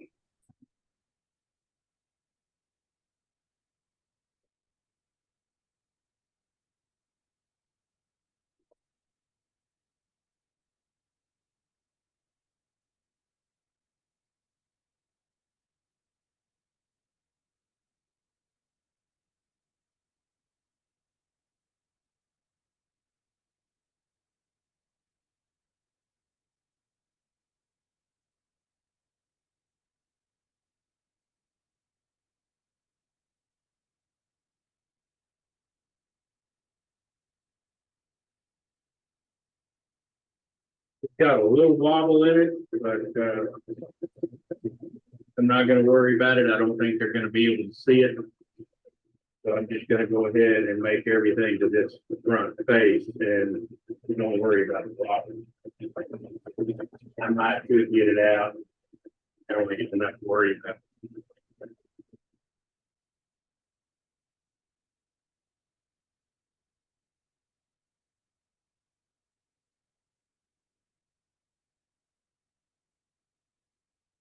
Just checking to see if I got that flat enough.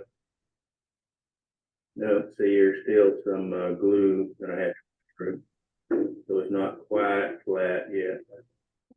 The rest of it looks fine. It's just this, that run right there. So I've got to go a little deeper.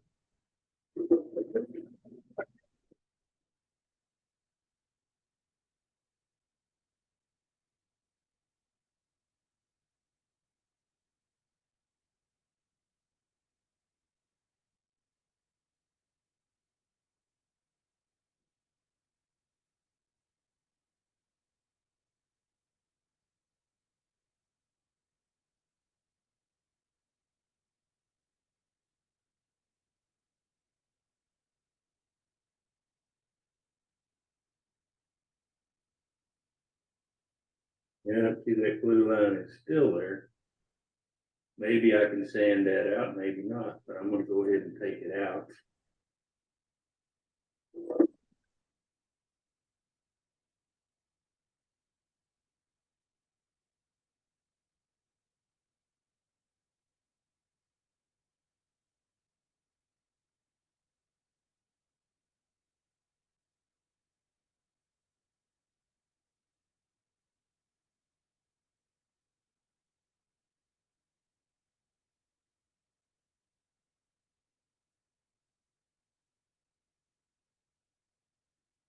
Okay, so it's almost out right here. I think I could sand that out. And see that one there is a little bit too. Or is that the same one? No, that might be the same one. It is. It's the same one. It sure is chewing that out too. So, well, what I'm gonna do there, maybe I'll run it back the other direction.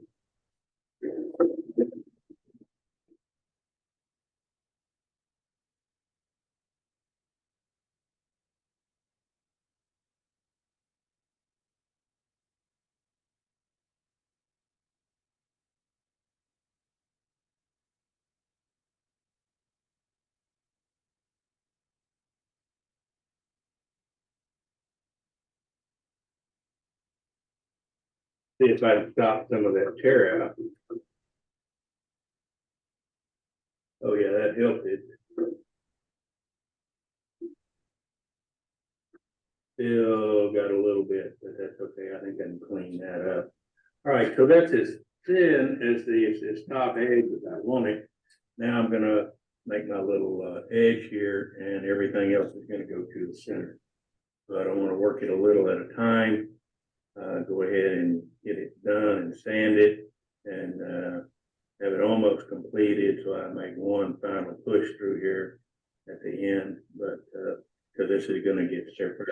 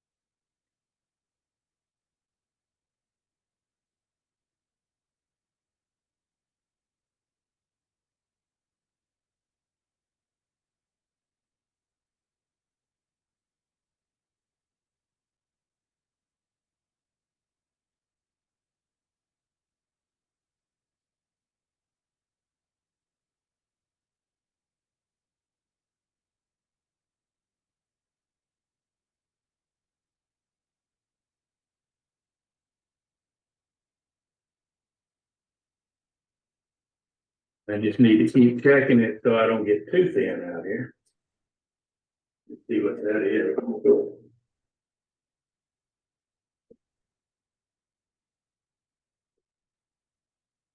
Yeah, it's getting pretty thin.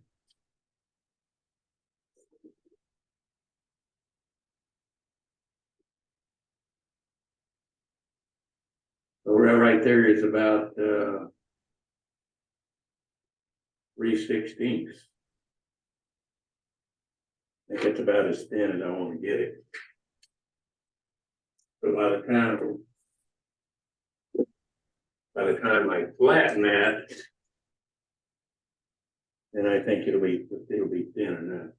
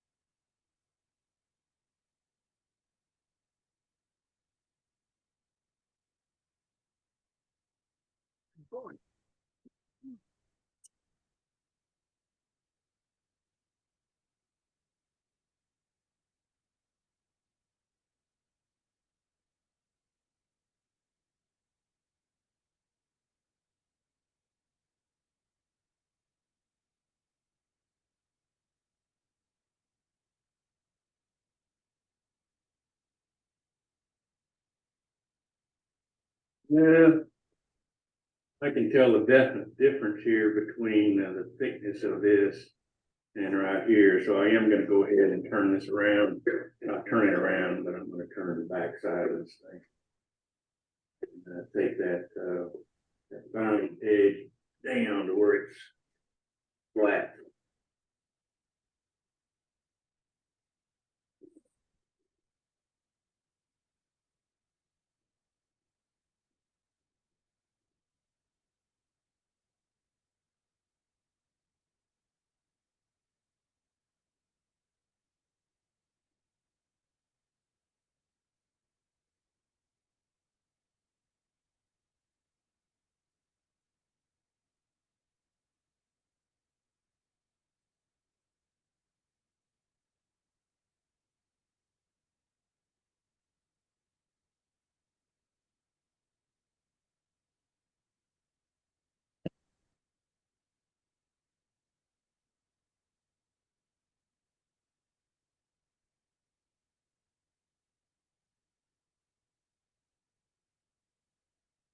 Okay, just about got it.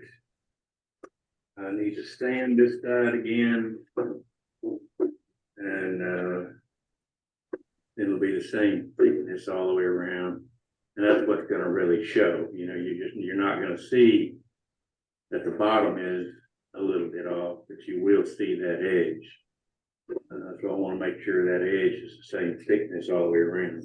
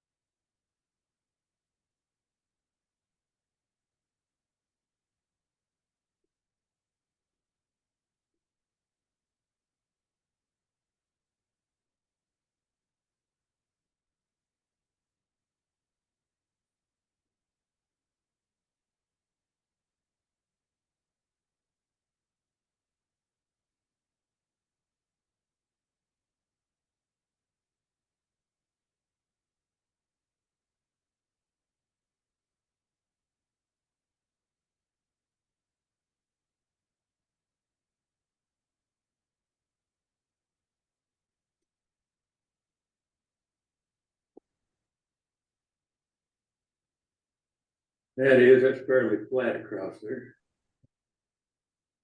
I'm gonna leave it at that. And that'll be a good thickness. So I just keep going and I can sand this down a little bit and just keep going with it.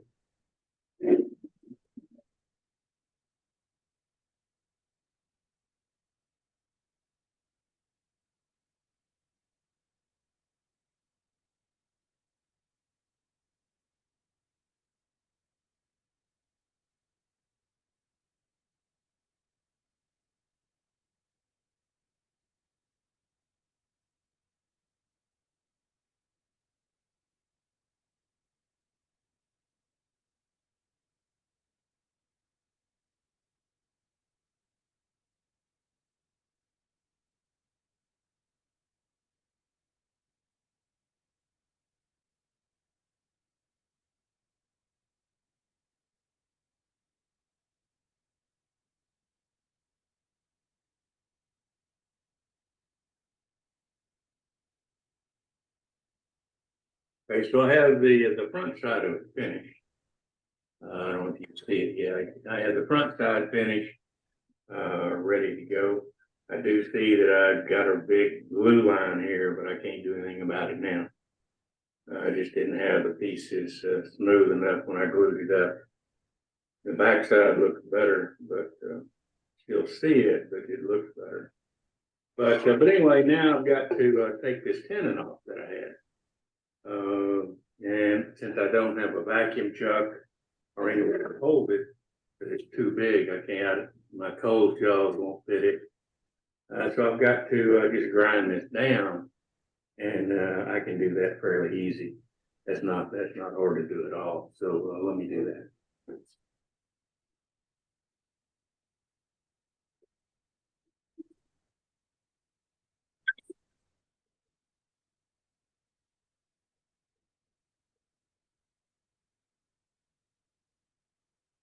I'm switching grinders because it's almost flat and the other one's pretty aggressive.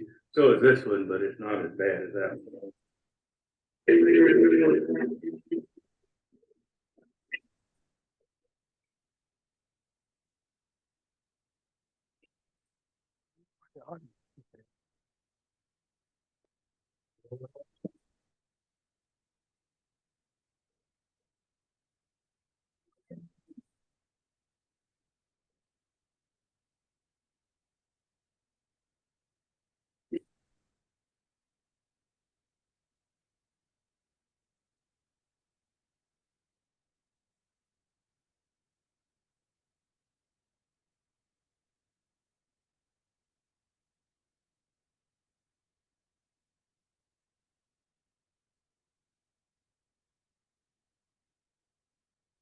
I am going to stein it before I put the CA on it. So, let me do that. I have a razor tip burner and just a pin.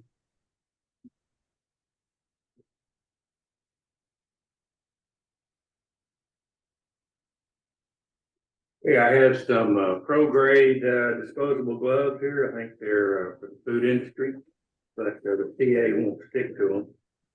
I forgot what they're made out of, but I can't see here. But anyway, but the CA won't stick to it, so that's a good thing. But I'm only going to do one side of this splatter at a time. Pretty good sized surface, but I'm just going to start here in the middle and kind of go over it and wipe it off, wipe it on.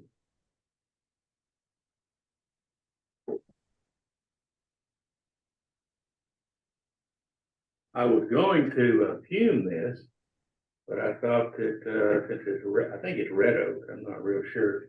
It's got kind of a reddish tint to it instead of a white, like a true white oak. So, but anyway, I think it's going to be dark enough. When you fume it, of course, it gets darker, and which makes it real pretty. It makes that grain just pop. But I don't want it too dark. So I'm just wiping this on and gonna wipe it off here in a second. Just trying to get in all the cracks here.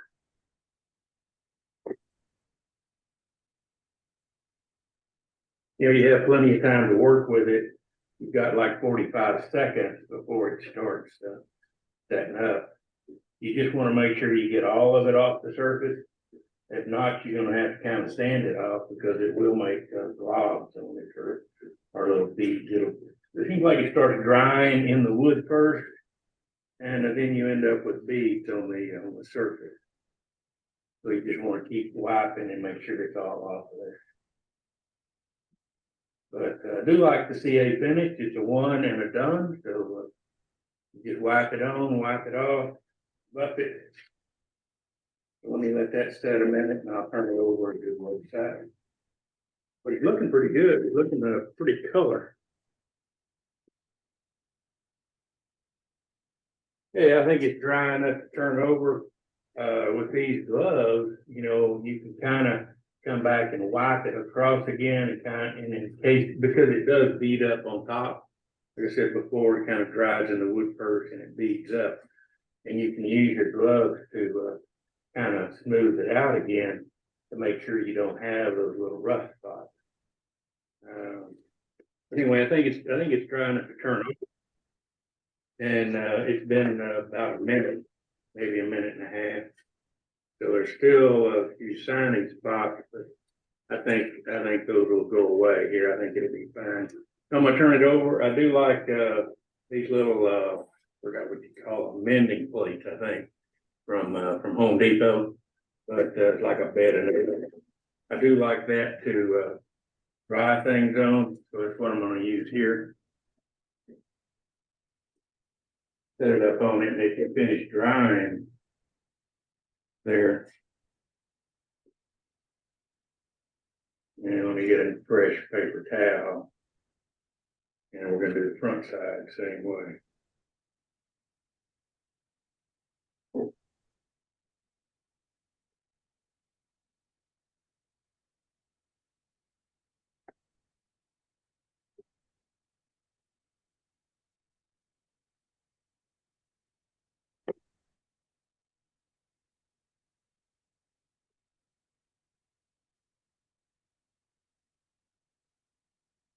I just want to make sure it's covered good.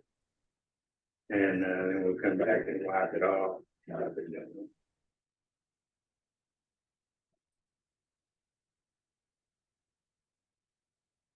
to get that edge too. Well, that come back and do it later, but might as well try to do it right now.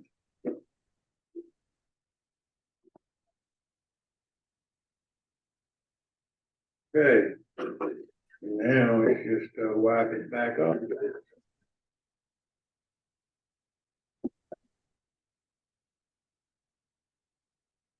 Like I said, I've got 45 seconds to do it, but I don't want to wait till the end or it'll start sticking. And you can feel it when it starts dragging on. You kind of go with the grain. I don't think you have to have a bunch of grease in it. Might have waited too long right there, but anyway, that's it. We're just gonna let that dry, and you come back in a couple of hours and buff it out. Might not even take that long, but I just want to make sure that it's not peeping out to the surface and making spots or beads up on the surface here. That's the reason I keep wiping it. Just to let it have time to kind of bead up if it's going to. If you put too much on, that's what it's going to do. It's going to bead up on the surface. And like I said, that just becomes a problem.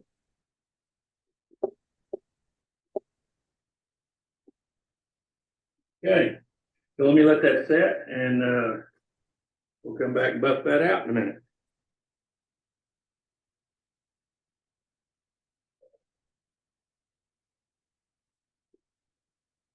Yeah, I'm ready to buff it out with Vonnex. Let me get started doing that. You want to put on some type of a grounding strap. Otherwise you get shocked sometimes. This thing creates static electricity. And we don't want to go over with the Vonnex, we don't want to go over 1700 with this.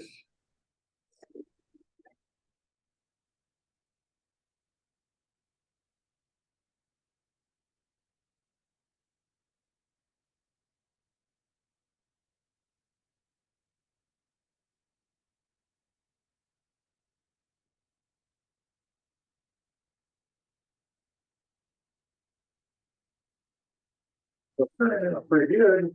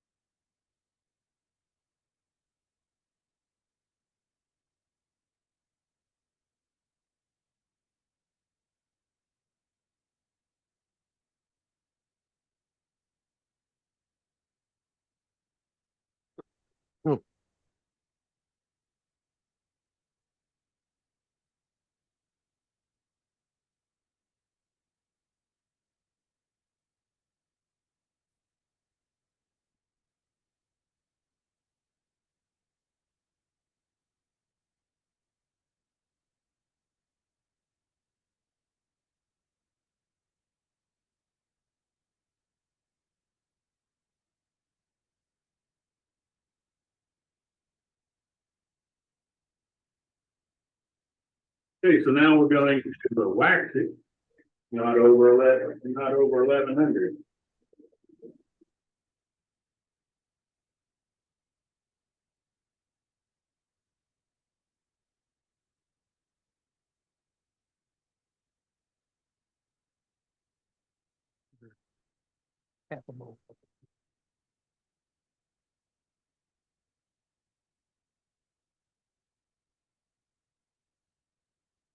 I'd rip the taco.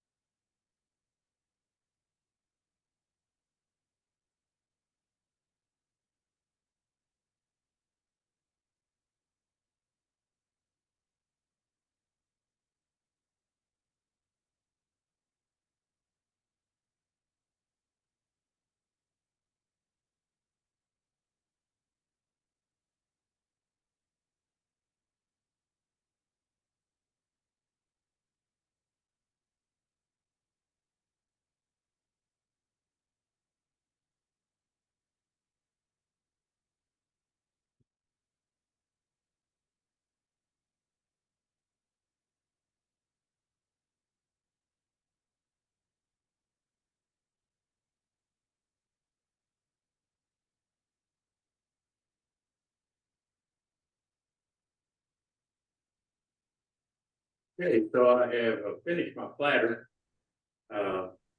oak platter, and I don't think it's red oak. I really think it's a white oak, but it still turned out to be a dark oak. So anyway, it turned out fine. And like I said before, I could have made it darker. I cut this thing a little less than 15 to 16, and it ends up being 15 and a half. I got a 1/4 of an inch of thickness here, And this is about 3/16. This might be a little more than a quarter, but the edge. But anyway, it turned out real good. I'm proud of it, and it'll make a nice gift. This is what it was going to be. It was going to be a wedding anniversary gift. So anyway, I think it turned out pretty good. All right, that's it, guys. Any questions? Very nice, Bob. Super cool, Bob. Super cool. Right. Yeah, Bob. I've got one question, Bob. Sure. With a piece that thin, when you were turning right towards the edge of the platter, did you get very much vibration? No, not because I still have a lot of meat back toward the center. Okay. I'm trying not to turn that edge. I've got the first 3 inches turned, and that's about it. Fine. And then I would move in toward the center, and at that point, yeah, that edge is going to move if I get further in here. But yeah, there wasn't a whole lot of vibration there. Good. Cheers. What was the grinding wheels that you used to grind off the bottom? And do you dish it out at all? Do you make it concave at all? The bottom itself, normally I try to make it flat, but this time it looked like it was kind of concaved in there. I went a little too deep, but that's just from using those big grinders.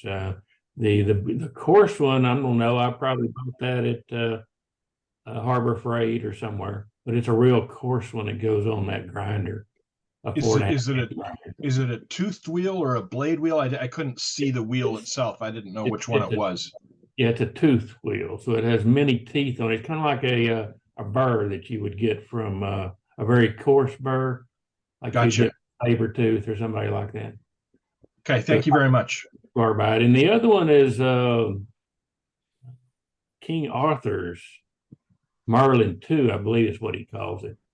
But I like yeah. one. That's usually what I use most of the time.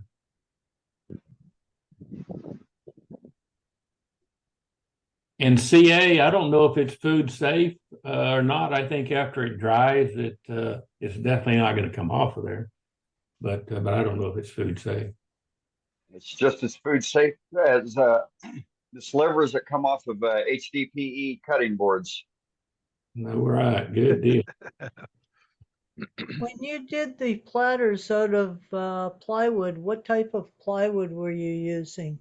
That's the Baltic birch plywood. It's the better grade plywood. The three-quarter or? That was 3/4, yeah, and just glued pieces up. I had many little slivers of 3/4 inch by 3/4 inch pieces and glued them up. Of course, they're all standing up. Great demo. Thank you. Thank you. Hey, Bob, on the your finish, the wax that you put on, what was that? That's the Karuba wax. It's a hard wax. Okay, thank you. Actually, you don't really put a whole lot of wax on it.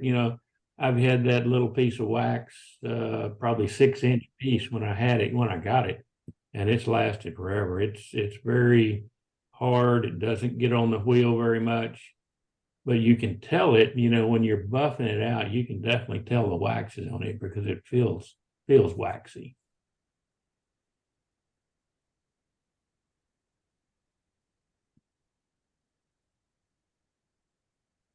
Anything else with Bob? Come on. Hey, Bob, was that CA, was that Parfex 3408? Yeah, it's Parfex. That's the only thing I use. I don't lie. I don't even mess with the other stuff anymore. Okay, thank you. Yeah. Yeah. Great demo, Bob. Well, thanks, guys. I like to do them. I don't know that I'm sure not better than anybody else out here because my turning is not good, but it's the idea I think that I want to get across. How you hold. Yeah, tell you the truth, Bob. Looking at that shelf behind you, I think you are. Yeah, he doesn't give himself much credit. He's a really good turner, especially doing it on a shop smith. Listen, the You got shop patience there, good. brother. You got patience.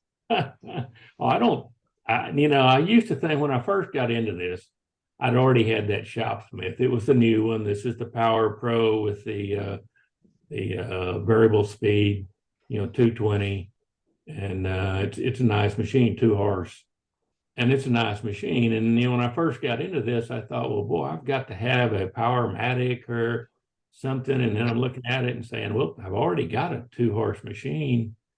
And so I just compensated for everything that was lacking, I guess, or I thought was lacking, like that 5/8 inch spindle.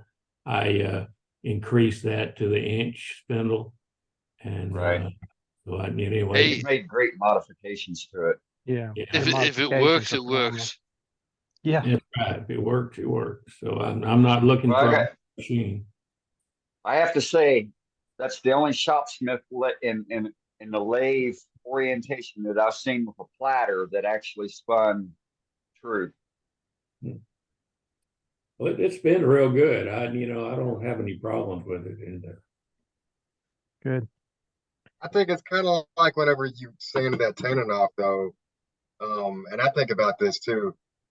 You don't always have to go by rules or by the book or whatever. You don't absolutely have to have vacuum chucks or.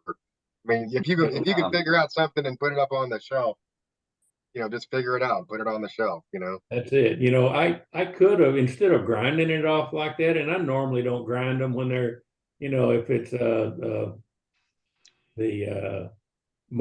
tenon out here, I normally don't grind them. I normally put it on a jam chuck and put the tailstock back up against it to hold it on the jam chuck. Right. And turn it down to where it's just, maybe a 1/4 inch nipple sticking out.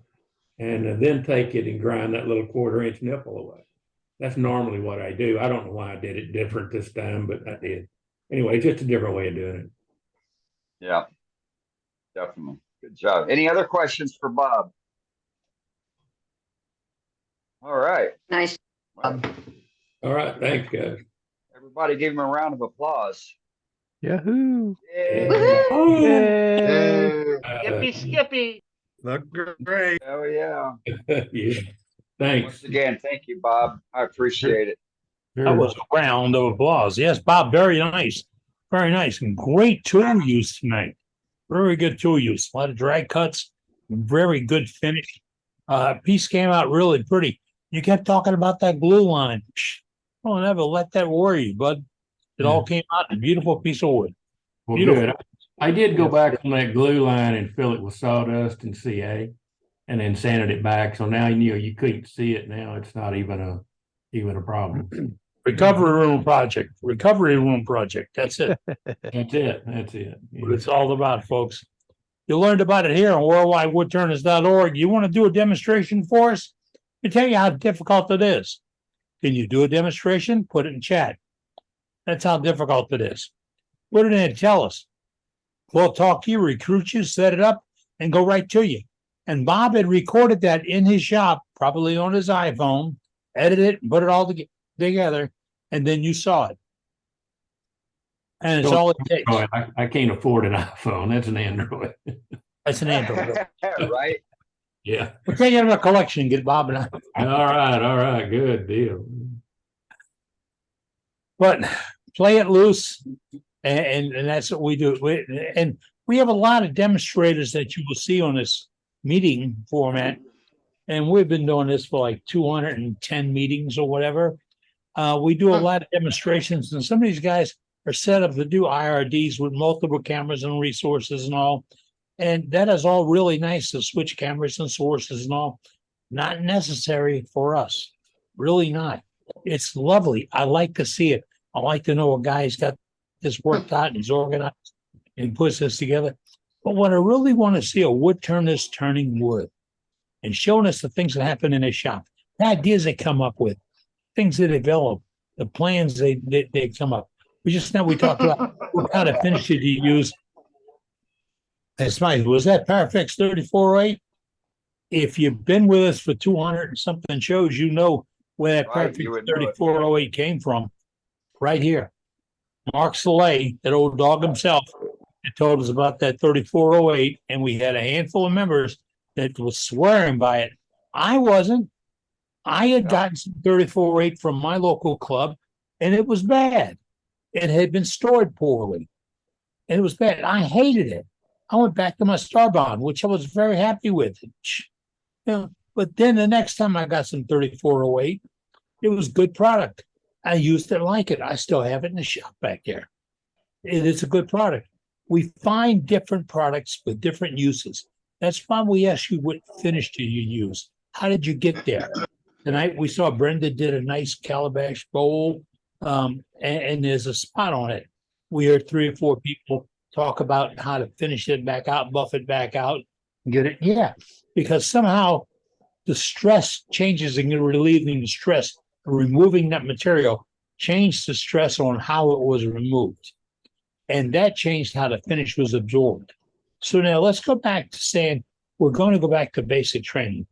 We're going to go back to sweeping the sidewalk and then start finishing it from there. So we're going to go finish everything back and step up. That's why we talk to, when we refer to sanding, and some members say, I drop all the way down to 100 grit or 80 grit or whatever. I had to go to a friend of mine, Sean. We used to tease about him dropping down to a brick, red brick or a gray brick, really soft hard. Because that, what the sanding does is put you back on a base. It puts all the work you've done back to a base. So if you're scraping that final pass, you may not need to go down as low as you're sanding because you've been slicing off the wood rather than abrading off that wood or tearing it off or pulling it out and yanking it off. You've been removing it a little gentler with a slice or a knife. As old Mark Slay would say, a wood slicer is better than a wood gouger. Because if you slice it off, you've taken it off with the knife blade rather than tearing it out. I've always believed that take it out easy, you can finish it easy. So we talk about dropping down the grits. Depends on how good a slicer you are as to what grit you need to go to. But once you have that grit set and you get everything homogenized, everything is kind of even, when your finish starts from there and you start going up, it all comes up nice and even. Because remember, when that finish starts looking a little cloudy, a little scratchy, a little gray, it's because you left some marks under there. Where? Down there. Under the finish, 2 or 3 or 4 or 5 layers down, you've left some scratches. And just because it felt nice doesn't mean it is nice. Just because you've torn it and managed to burnish it back off and mash it back down, once you started putting the finish on it, started to rise and grow and swell and relieve itself. Remember, God said wood's going to move. Once that starts changing, the finish will change also. So those super clear, beautiful finishes you see all came from everything being homogeneous. You took it down to one grit, one smooth grit, and then worked up from there, continually sanding, not buffing with a piece of sandpaper that's full of loaded up and polishing. Polishing and sanding are 2 totally different things. So if you're sanding and sawdust comes off, then you're sanding, removing it. If you're taking it off and it's clogging up the paper, you're wasting time. But then you take it down to that. Wet sanding doesn't work with it. It doesn't hurt with a lot of woods. It'll help you raise the grain and relieve it. At some point, you have to stop putting moisture in because the moisture has to come out. But to get a good, clear, beautiful finish, it's getting rid of all those scratches. They're all waiting to come up. They're all little demons waiting to pop out. You just saw it tonight. Bob Grinstead, he did good slicings. He really did. Even on his pull cuts, he was doing good bevel rubbing slices and do good pull cuts. He had good curlicues, the love of my life, curlicues come peeling off those pieces. Then he pulled out a scraper, and that's a brave move. He could have got out his orbital sander or his little 90-degree sander. You can get it at Home Depot or Hobby Lobby or whatever those places are, and just put a bit on it and just sanded the hell out of it. And if it seemed smooth, feel it. Oh, yeah, look, it's smooth as man. No, all you've done is made big scratches into little scratches. you didn't get eliminated them, you just took them down a couple of sizes. So Bob took the scraper and went to it and he eliminated the scratches. So that's why we do these tips and hints, and we show you these things, because all of these have a working status to it. They all show you a little something you can do to improve your turning. It's a few minutes after the top of the hour. You tune to worldwidewoodturners.org. We sit here each Wednesday evening. We share ideas, stories, tell tales, lie, get on a tailgate, tell stories like it used to be. And if we can help you in any way whatsoever, you can put it in chat. You can ask us. You want to show something in gallery tonight? Put it in chat. Tell us you want to show. You got a problem? Put it in chat. We want to talk to you. You want to look for stickers for your club stickers? We still have rolls of them here. That information is on the front page of our website. Also, if you want to get your shirt, and have it, the club logo put on it, the details are on our website how you can do that. But suppose you have somebody with a home embroidery machine and you decide that you want to get your nice parquet, your what's that? Doug Miller's got that smock. Or smock. You want to get it done on your smock. So Doug's going to go talk to his kids or somebody who's got a embroidery machine. He's going to get the artwork put on, because guess who? Bob Grinstead had the artwork done, and it's available free on our website. So yeah, we have more and more members throwing in. Nickels are getting on the table here, folks, and they're all for you. And it's all free right here each Wednesday. If we want to go to gallery, we can. If you got something to share, share it. Let's go right back to gallery. Dane, who we got? Well, let's see. We've got Terry coming up here. Terry. Oh, okay. Yeah, buddy. Find me. You found me. I'm not hard to find. And kind of shine off of there. Yeah, I just looked for the Look at glare. that hair. You know. I kind of been working on the recovery room. This is a piece of pecan natural edge bowl that I started, and I made a bad mistake. I think I got too sharp, and I come around this corner right here, right there, and I got in a little deep, and I couldn't do anything with it because I don't have enough. It's only like 2 mil thick right there, so there wasn't anything I could do to straighten it out. So I threw it on the shelf and called it dead on arrival, and went on to something else. And I got it out and sanded on it a little bit and put a bottom on it. Instead of being in the recovery room, I think I'm going to put it in the morgue. You can send it to me. That's beautiful. That is beautiful. It doesn't have any finish on it. It's just that's right. Brenda will finish it. You talk about making it how much it moves. It's 2.5 inches longer than it is wide. Whoa. And it was round. I just measured Love it. it when that does that. 2.5 inches longer. That's how much it moved. So there ain't much you can do with it. I love that's it. One out of the recovery. This come out of the recovery room. I was going to make a footed bowl.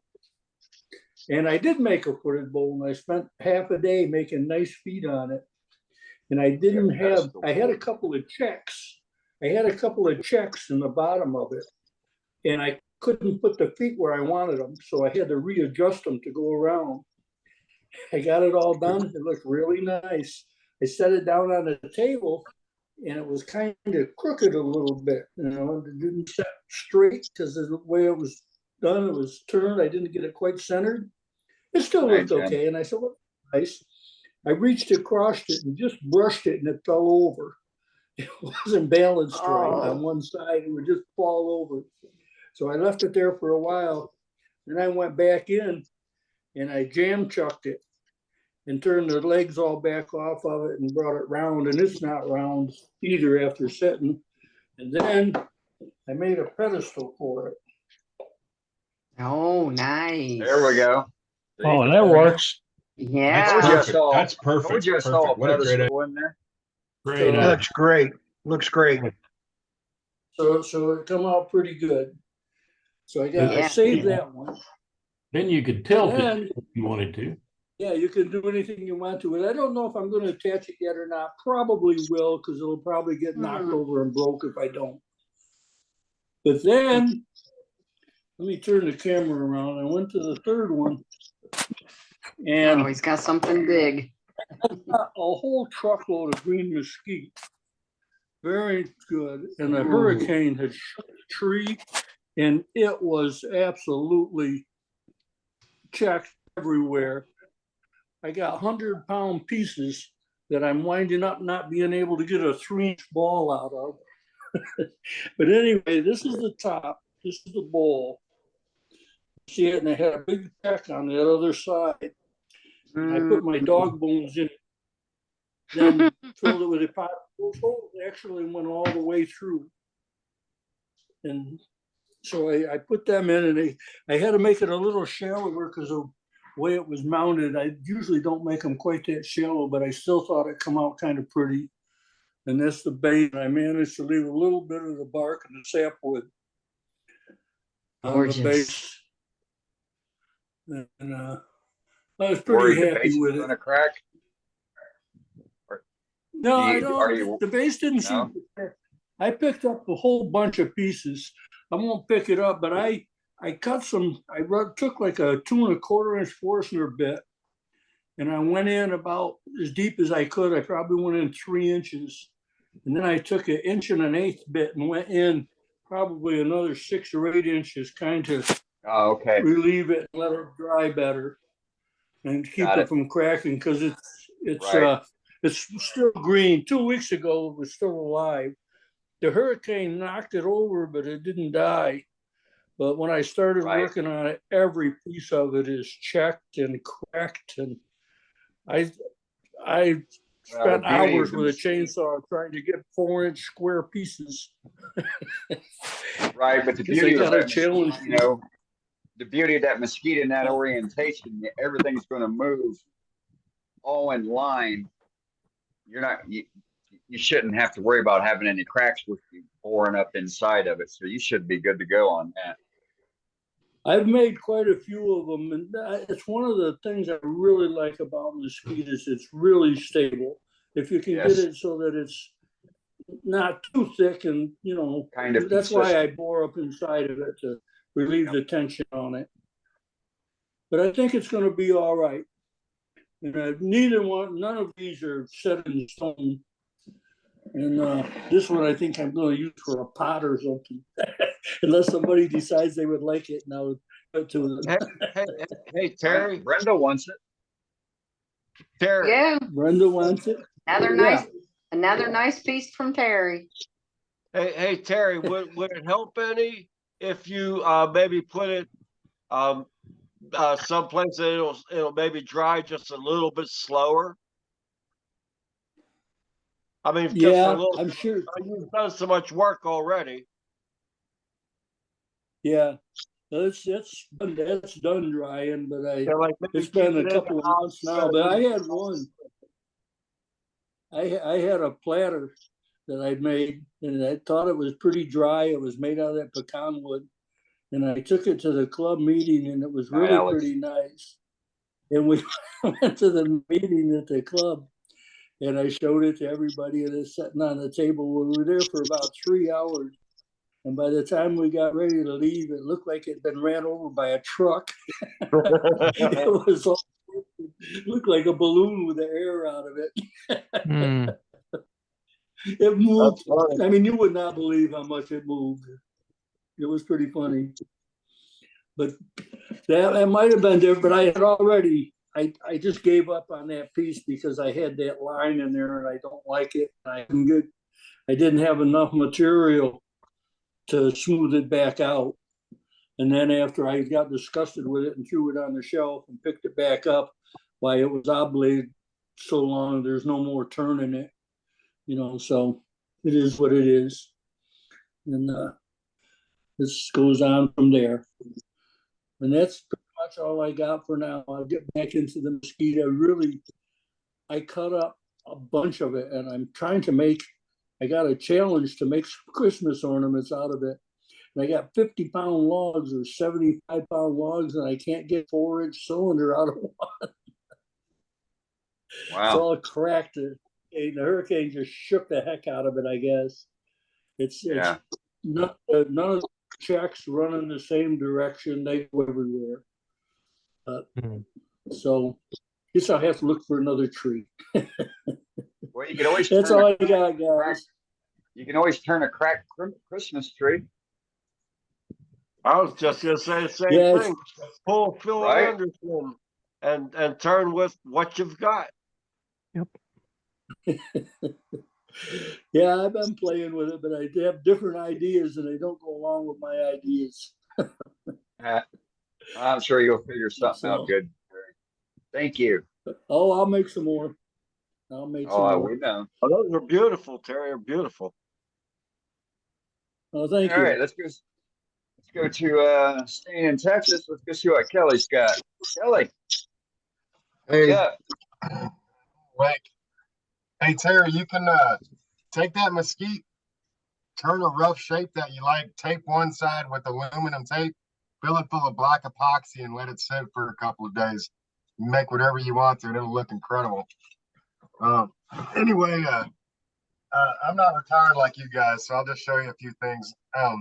I'll share a screen and show you something in a second, but I turned this little Chinese elm bowl. I was trying to go for like, I don't know if you could see how I kind of tried to do the rim in an ovalish kind of shape. I thought that was a neat project, and I called it a wobble bowl because I just took the whole tenon off like you do on calabashes. So it's just a weebly wobbly. Nice. Weeble wobble bowl. Weeble wobbles. I didn't turn the tenons off these yet. That's what I call them. I haven't turned the tenons off of these yet, but I've got this Chinese elm one. Oh, wow. That's real nice. So I just got to turn the tenon off. I like to do a bunch of them at the same time, you know, turning the tenons off. So this is about ready. I got this pecan that I dyed blue, midnight blue. So I'll turn that tenon off too. I got this American elm, and it's got some turquoise in it. Put a couple beads on it, and pretty rad. I gotta turn that tenon off. Oh, that's ash. That's right. Neat. This one I kind of tried to make it as matte as possible, but that was a really rad piece of old pecan. Very nice. That's great. If you like, can you see that feather right there? Where I got Yeah, that feathering. That was I love that feathering. That's a nice capture of that. Nice job. Are you gonna oil that? Yeah, I'll put some oil on it, but I want to try to keep it kind of matte. But that was a crotch piece I cut out of something that I had. And then here's a another piece of pecan. I used some milk paint on it. Ooh. So, and you can't tell on the light, but I did a couple coats of it, and I used a chip brush and kind of gently rolled it so that you got like little teeny tiny lines going all the way down, and I really like it. So pecan with some milk paint. Wow. And then I got one more thing here.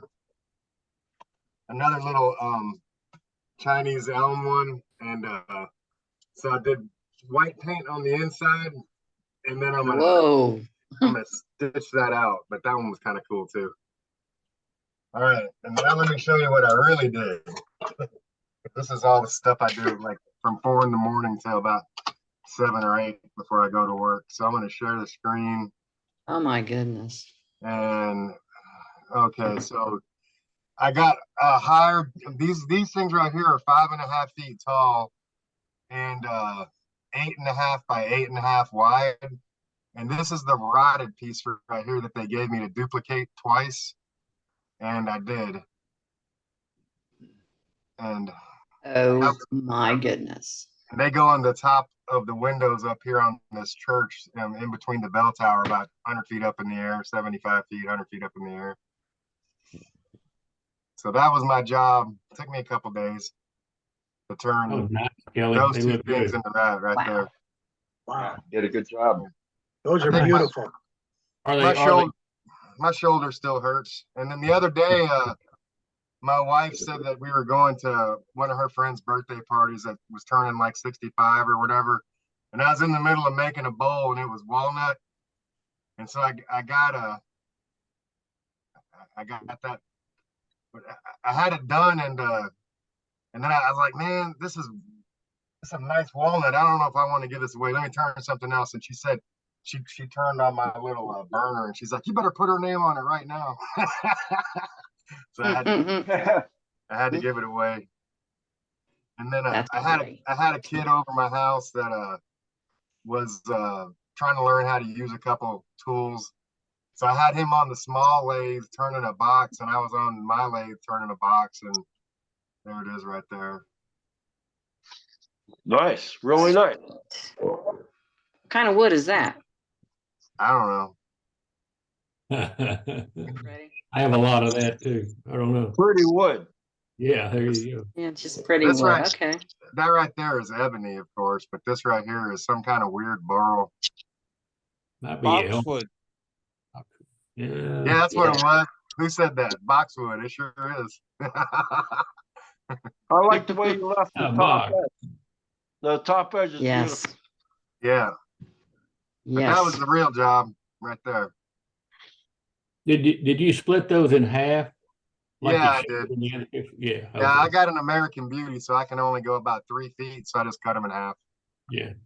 No, I meant the other way. When they put them in the windows, are these? Oh yeah. That's pieces? that's up to them though. They're gonna cut them in half.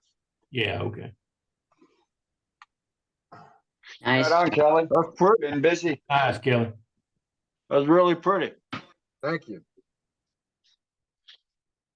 All right, let's go to Daniel Smith. Daniel.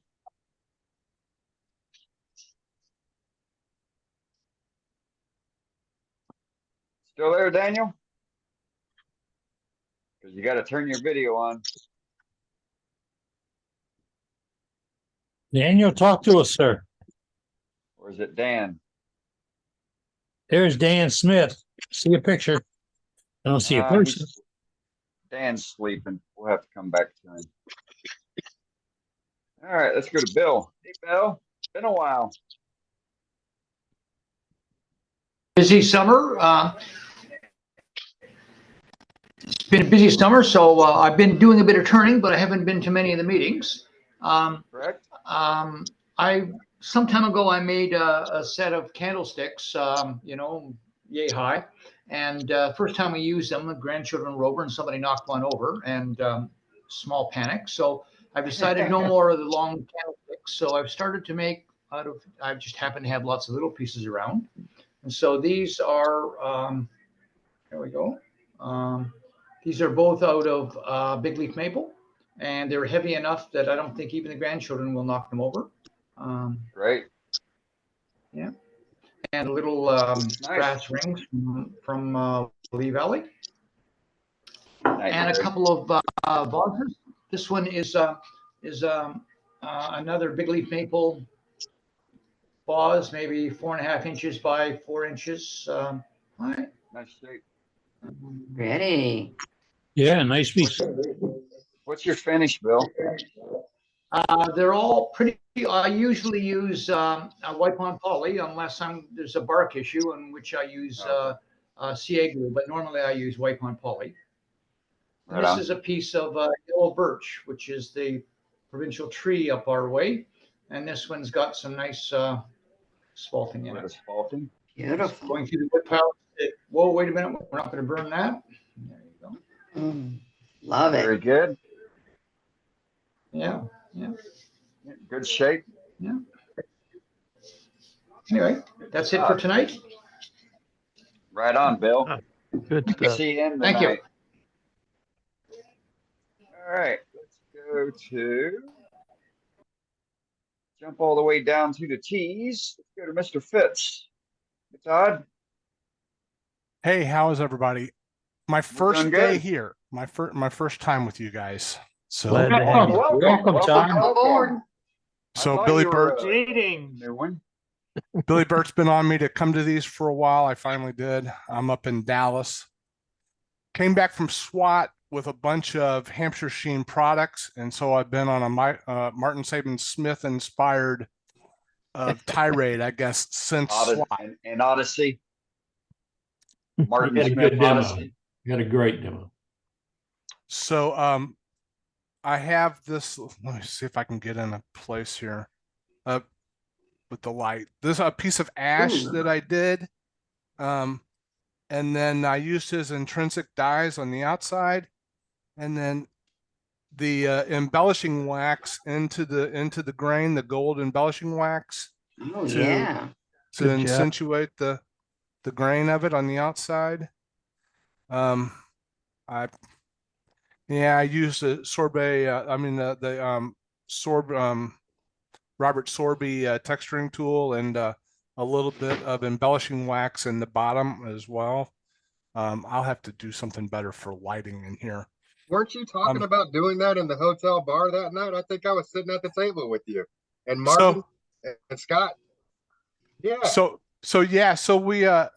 before SWAT, I had done a piece of ash with black, and so this black one before there. And when I came back from SWAT, I put the embellishing wax into the grain of this one. That looks great, man. Which is a piece of black ash. And then the inside of this is the Hampshire Sheen citrus oil, the burnishing oil. Yeah. That's in there. Great. But boy, that embellishing wax, that gold embellishing wax really just like glistens in that grain. The light's coming from over here. So I have a way better view of it than you guys do.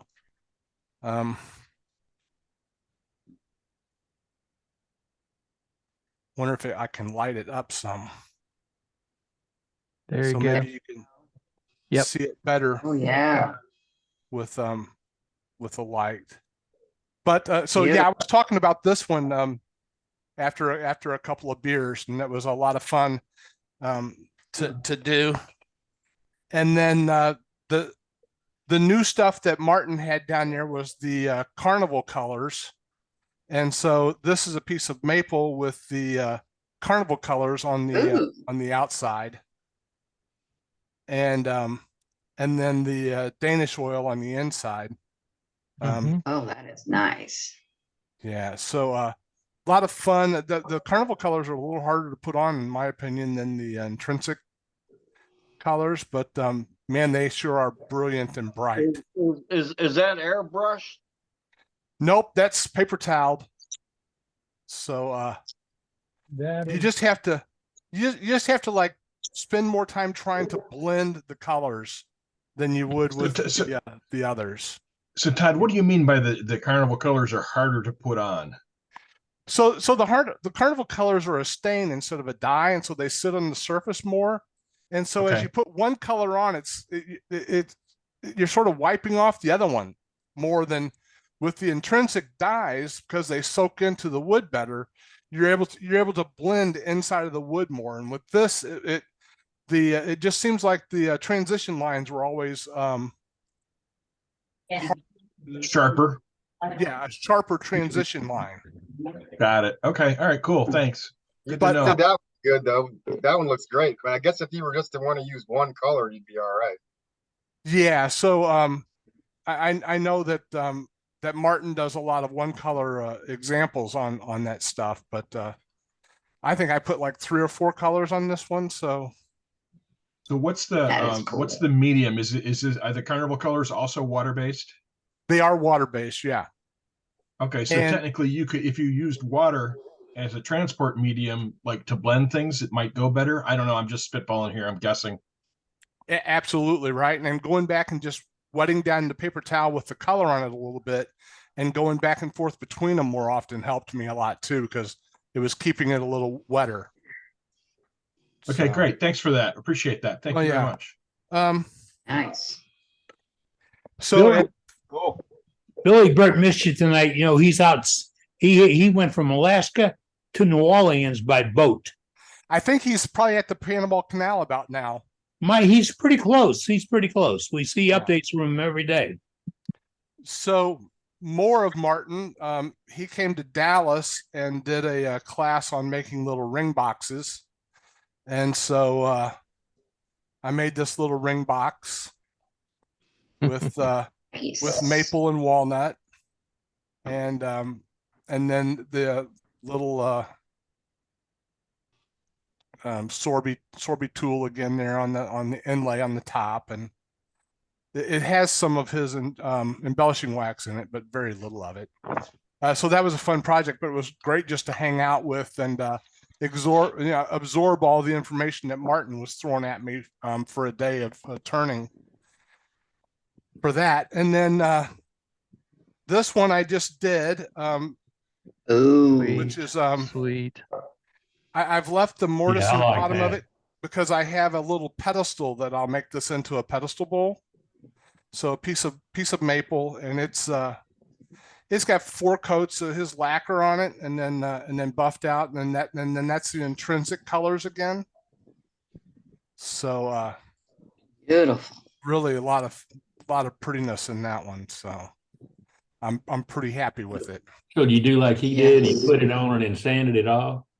Yeah. So Martin teaches at his finishing academy and stuff that you put black on and then sand almost all of it back off, and it stays in the softer pores. And then when you put the colors on, you get that striping. I was trying to do something different with this, and so I used the midnight blue as that base color, hoping that it would sort of take the honey that went over the top of it and turn those streaks a little green, but be more vibrant. And it didn't really work, but I'm still pretty happy. It looked green to me. It looks pretty. Are you making a pedestal bowl out of that one? Or are you going to put that on a pedestal? So I have the mortise in there yet for the pedestal, but I haven't. I turned the pedestal, but I don't like it, so I'm not showing anybody the pedestal. But there'll be 100. Yeah. Come on, we won't make fun of you, Todd. It's in rules. Yeah. Well, it's not happening. Eddie. What'd you do? We don't obey the rules. And Kelly, this didn't turn out near as pretty as that bowl that you left me go with. Just that bowl was my goal. I didn't achieve that goal. That bowl was badass. Oh, excuse my language, everybody. Excuse my language. I'll go grab it real quick. Hang on, I'll go grab it. That bowl was crazy. And then I have one more here that I once again the intrinsic colors. Like I said, I was on a kick for this stuff. I brought all the product home, so this one's more or less red around the outside, and then I scalloped and used the honey around the rim, and then just plain. I think that's probably the Danish oil on the inside. I don't remember. Are the intrinsic dyes just more vibrant than like chestnut dyes, or colors are brighter, or what? I don't think they probably. Oh, yeah, that's ridiculous, Kelly. Oh, man. Yeah, you show off, Kelly. Go ahead, show it off. Yeah, hit him with the big screen. I'm done. Let's see that bowl right there, because that's crazy. The difference with the intrinsic colors and the what's the other one he came All right, we got to spotlight Kelly to do that. Yeah, Chestnut spirit stain are alcohol-based. Intrinsic colors are water-based. And they're also earth colors. They're not the bright colors like the new ones that Martin came out with. There we go. Yeah, those are intrinsic colors right there. Yeah, that's ridiculous. That's gorgeous. That was my inspiration. Someday, if I achieve that, I'm just going to stop. So, yeah. No, you can't stop. You just gotta go past that and then show Martin. Look, I'm better than you, Martin. Ha ha ha. Scott, I do have one more item I took off my wall that I could show off. Oh, go ahead. Okay, Please. so I didn't make this. This is a piece that. Oh, you won that. Oh man. This is a piece that Scott did in the demo down in Waco. Hey, where's the centerpiece though? You know, When I took it off the wall, I had it sort of just like taped in there because I didn't want to glue it yet. Oh, and so okay. it's out there on the table. I forgot to bring it in here. But there's a little medallion in the middle that I left off. Yeah. And then he used that what's it what the Arbortech? Yeah, the Arbortech mini carver. The Arbortech mini carver on this. And it's just fantastic. I love what he did on the back here. Gosh, you won't be able to see it, but it's like the coolest thing. Like in this little foot here, he used a texturing tool on the outside edge, on the top edge of that foot. It's just the coolest little effect. And then it's signed right here, but you won't be able to see it. It's signed right there. Yeah, That's it. But this is that's an English walnut piece, and Pretty. it's got Mahoney's walnut oil on it. Okay. So it has more of Mahoney's walnut oil on it than it did. I told you to add some more because it could use it. And I made that during a demo within an hour and a half. In fact, I finished early, I think. During that Yeah, you demo. did. Yeah. Yeah. And then he had a very similar one that he gave away in the raffle. Yeah. Fantastic. I walked in the house with this and my wife was like, okay, that goes on the wall. Right. There's not a single bowl I've ever come out of my shop with where she was like, that goes on the shelf.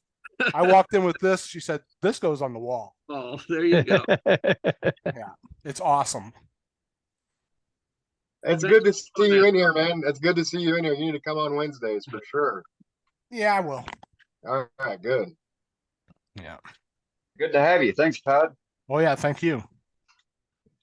All right, let's go to Al. What you got, buddy?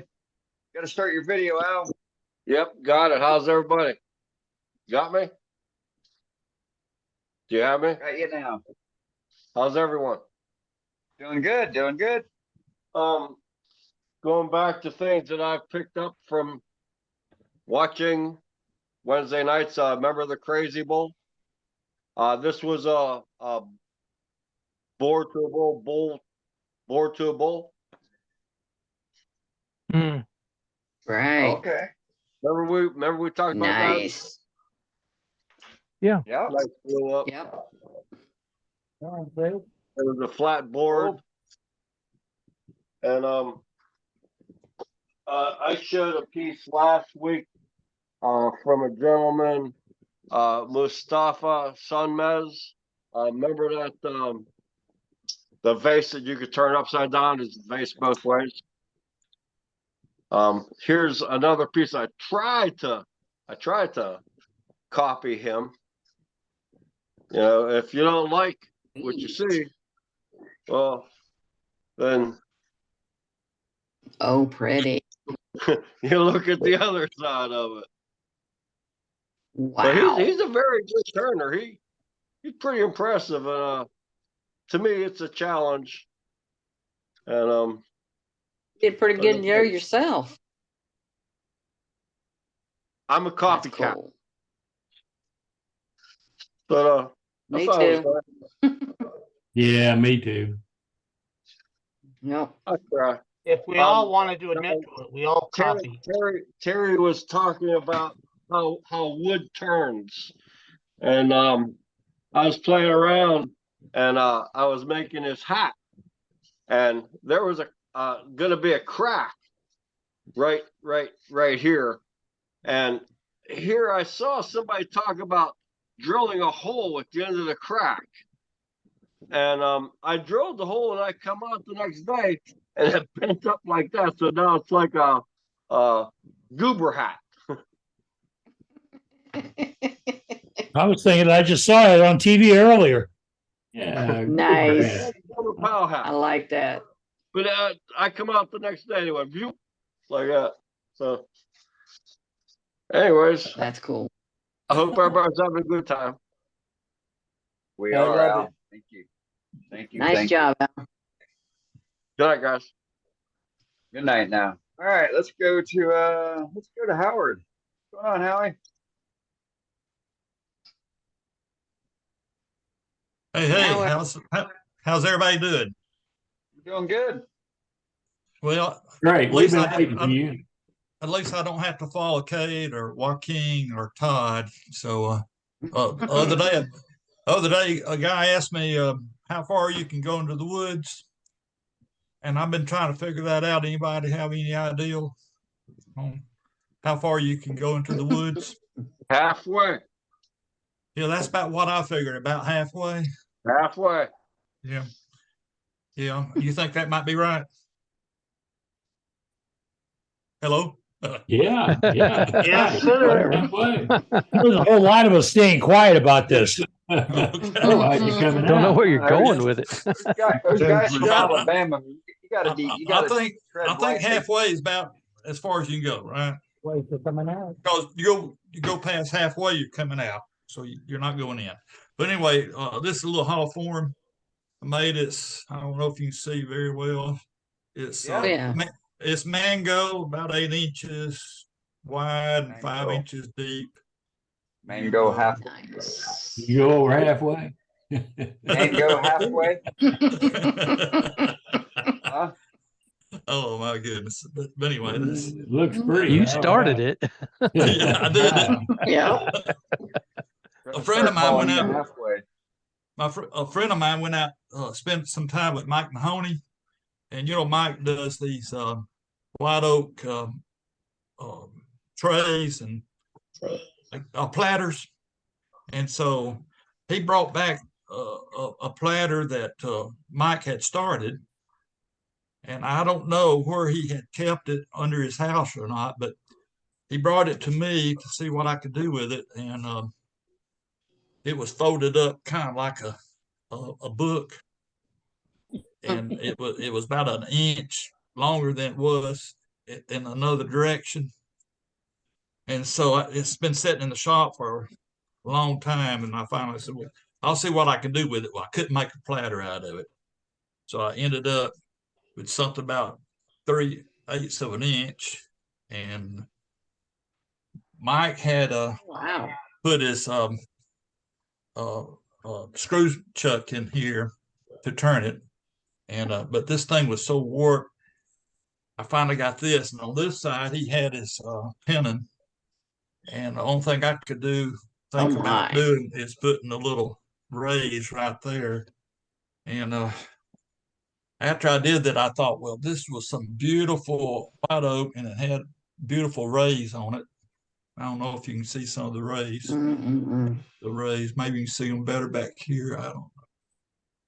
But anyway, I messed it up real good with that. So anyway, that is gorgeous. I love it. It kind of surprised me. I didn't think white oak, and it was quarter sawn, and I didn't think they would move all that much. But this thing, apparently, my friend must have kept it under the house, and I guess I don't know where he kept it, but boy, it was bad. It was warped. It was warped. Something terrible. But anyway, it lost about 1.5 inches off the diameter before I finally could get it kind of trued up, and got it down about 3/8 of an inch thick finally, because to get all the rough wood off of it. So anyway, looks great. Well, thanks. That's all I got. Right on, Howard. That's awesome. Thank you. Man. Super awesome. All right, let's go to Glenn. There he is. How are y'all doing? Doing good. Well, I haven't done no turning in a couple of weeks. I just got back yesterday. My daughter got married Saturday up in New Hampshire, and it felt great up there, about in the 50s and 60s compared to the 90s down here in Corpus Christi.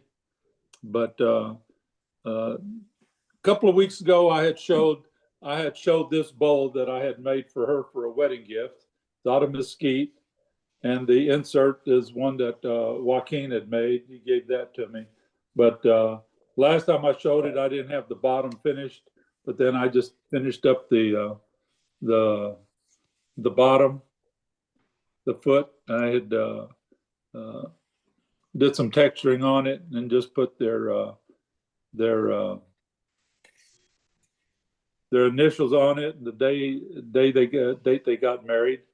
So that's all I got. I just wanted to show that I had finished the bottom up, and she hasn't seen it yet. They're on a mini honeymoon, so I'll give it to her when they get back. So that's all I got. That's beautiful. She's gonna love that.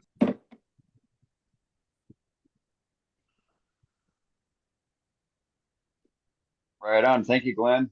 You're welcome. All right. That is it for gallery. If I missed anyone, speak now so I can come to you. Otherwise, let's go back to Eddie for closing ceremonies. Interesting evening. Very interesting evening. Seen a lot of folks popped in and say hello. Welcome, Todd. We hadn't seen you before. Nice to have you with us. Folks, if you want to join in, it's easy. Join in. If you want to show us something and be part of the program, the meeting, you want to do a demonstration, you have a question or a problem in the shop, this is where you bring it. We don't charge for the answers. They might not be the right answer, but we'll give them to you free. And we'll help you out as best we can. And this is where you get off the cuff, because we're not going to sell you anything. We don't want to trade anything or barter anything or convince you to buy this or buy that because it makes sense or it's all right. Going to come from the heart and tell you what a wood turner thinks. That's how I've been. I've done a lot of dating. I've never married any manufacturers, although I have some favorites. We all do. We all do. Hey, couple of things club-wise. On our website, the world's greatest wood turning website, put together by Dave Rhodes. And Dave's got some new stuff on there all the time. Why? Because he wants to. You give him stuff and Dave shares it. It's a volunteer thing. And the whole thing we're looking at here is because people want to. That's right. You can only make it great if you want to. And although that might be bad grammar, it's the truth. The folks that are with us each week, they want to be here. They want to be part of this. So people send things for Dave to share. Puts them on our website. How can I get my name put on my club logo? Just like this. Put on my shirt. Well, Dave Rhodes, you can get one of these and put it on your coffee cup. Yeah, Dave. You need to get one, Dave, on the front page. Well, you know where it's at, Dave. You put it down. The front page of the website is a place where you can go buy them. They're 10 for $5 mailed to you. Yeah, that's right. 10 stickers, $5 mailed to you. And that's the only thing the club really has to sell. We have other ways for you to get things. Like if you know somebody with a home embroidery system and they use one of the 3 different formats. Bob Grinstead, our excellent demonstrator tonight, has provided us with 3 formats for getting embroidery done. So if you have your favorite smock and you got your sister-in-law's cousin's nephew who can do embroidery, if you give them the artwork in the right format, it should be a piece of cake. And for the folks that have that, and you bid and plug it and put it in there. You want to do it, it's fine. We say go for it. We'll spread the word. And all the other things that we do around here, spreading the word. Is Jim Duxbury wants to know, are the stickers food safe? Yes, Jim, I ate some yesterday. And they stick to your ribs. Like that, I got a pile of them, Jim. You want to keep going? Come on. I did old radio. We got them all. Yeah. We can't see them that way. All right. We have a little fun here, and we always rely on you to share it with us. So if you get some tricks or tips to share, please let us know. You can write it out, send it to our webmaster. He can put it on our website, and that's where you'll find them forever. It's not limited. It's not like we'll pick and choose what happens in these meetings. We'll pick and choose what we put on the website. We'll pick and choose the information we share. It all goes there. Everything goes there. You get to decide what you like, what you don't like. So if you got questions on finishes, woods, chucking, blocks, dovetails, inserts, find it. It's all on our website. We've seen 90% of the turning abilities of these people, only 90%. We're looking for the rest of it. We're looking for more of what happens in the shop. And I'm always looking for these ideas of you that you have in the back of your head where you say, well, you know, I don't do it that way. I made this little jig. You know, even though my name is Jim Duxbury, don't let that influence your opinion. I got this little jig. Well, Cripple Jim, we weren't supposed to call him that. Jim comes up with some ideas. Just ask his wife. He's figured a way to sit around, put his foot up on the brace, and have her take care of him all day long today. That's a genius, really. But I hope they don't go 2 days. Trying to go 2 days. Oh, yeah. When you come up with those things, share them with us. And nothing's too small, nothing's too inconsequential, and it's not as simple as you think. I mean, from just how to put wax on, wax off. We talked to Bob Grinstead, said he put a little wax on. And you can feel the wax in this. How much did you use? I had the same Canuba block I bought 20 years ago in the shop. Because Canuba doesn't go that far, or you don't need that much to make the trip. One pass, one cotton cloth, and it works in.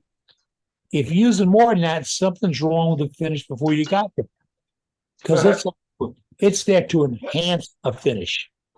So that when Bob says I use Tesla Touch, use too much and what are you looking at? You're not looking at the work, you're looking at the finish.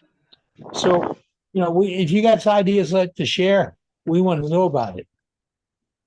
And just like tonight, we saw Bob buffing with buffing pads, and he was talking about they'll bring the speed up.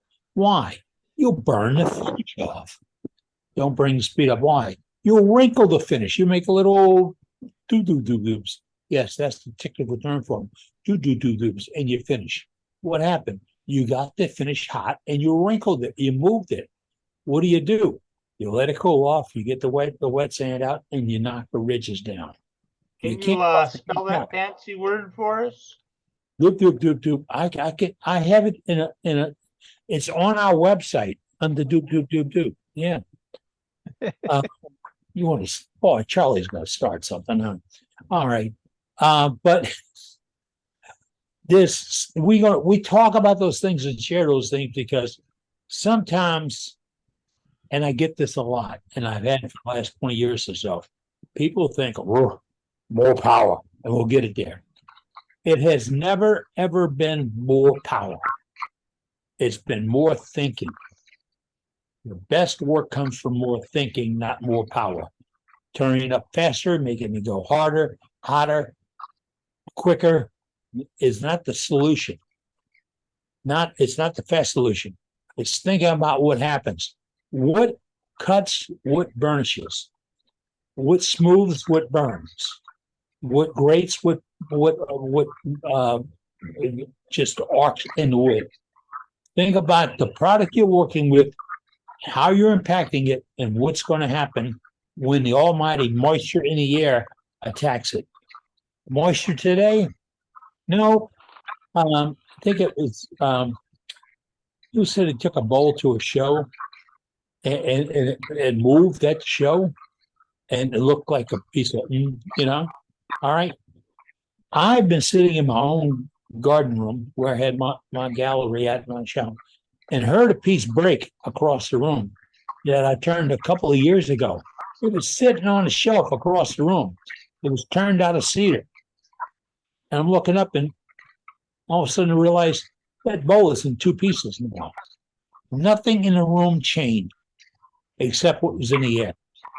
The moisture changed. It affected that piece. God said wood will move. Now, what did you do to it to take the stresses off? What did you overheat it? Did you finish? When you finished it, what'd you do to lock in problems that would come up? So in this whole process, it's not a race.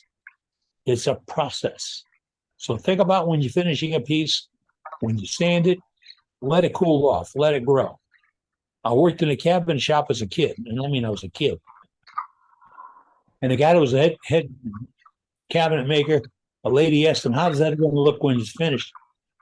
He licked it and spit on it, and the lady grossed out. I mean, she said, "You spit on my piece." And he said, "That's going to be the color when it's got finish on it." And he was serious as could be. That is what the finish would do to the color. You asked the question, I gave it to you. I didn't spit on your piece. I showed you, but that was what we did. And sometimes we'd oil a piece or wipe it out with lacquer or mineral spirits just to see if we can get the grain to come up and pop and move, and then go back in and buff it with a harder cloth to get the fuzz off. It all matters when you're turning, folks. Think about what you're finishing. Step all the way down before you step all the way up. If you figure a way to run this marathon at top speed, let me know. So far, it doesn't come out of a bottle or a box. It comes out of right here, and we're relying on you to share it with us. I'm Captain Eddie Castle, and you've been with us for one more meeting of WorldwideWoodTurners.org.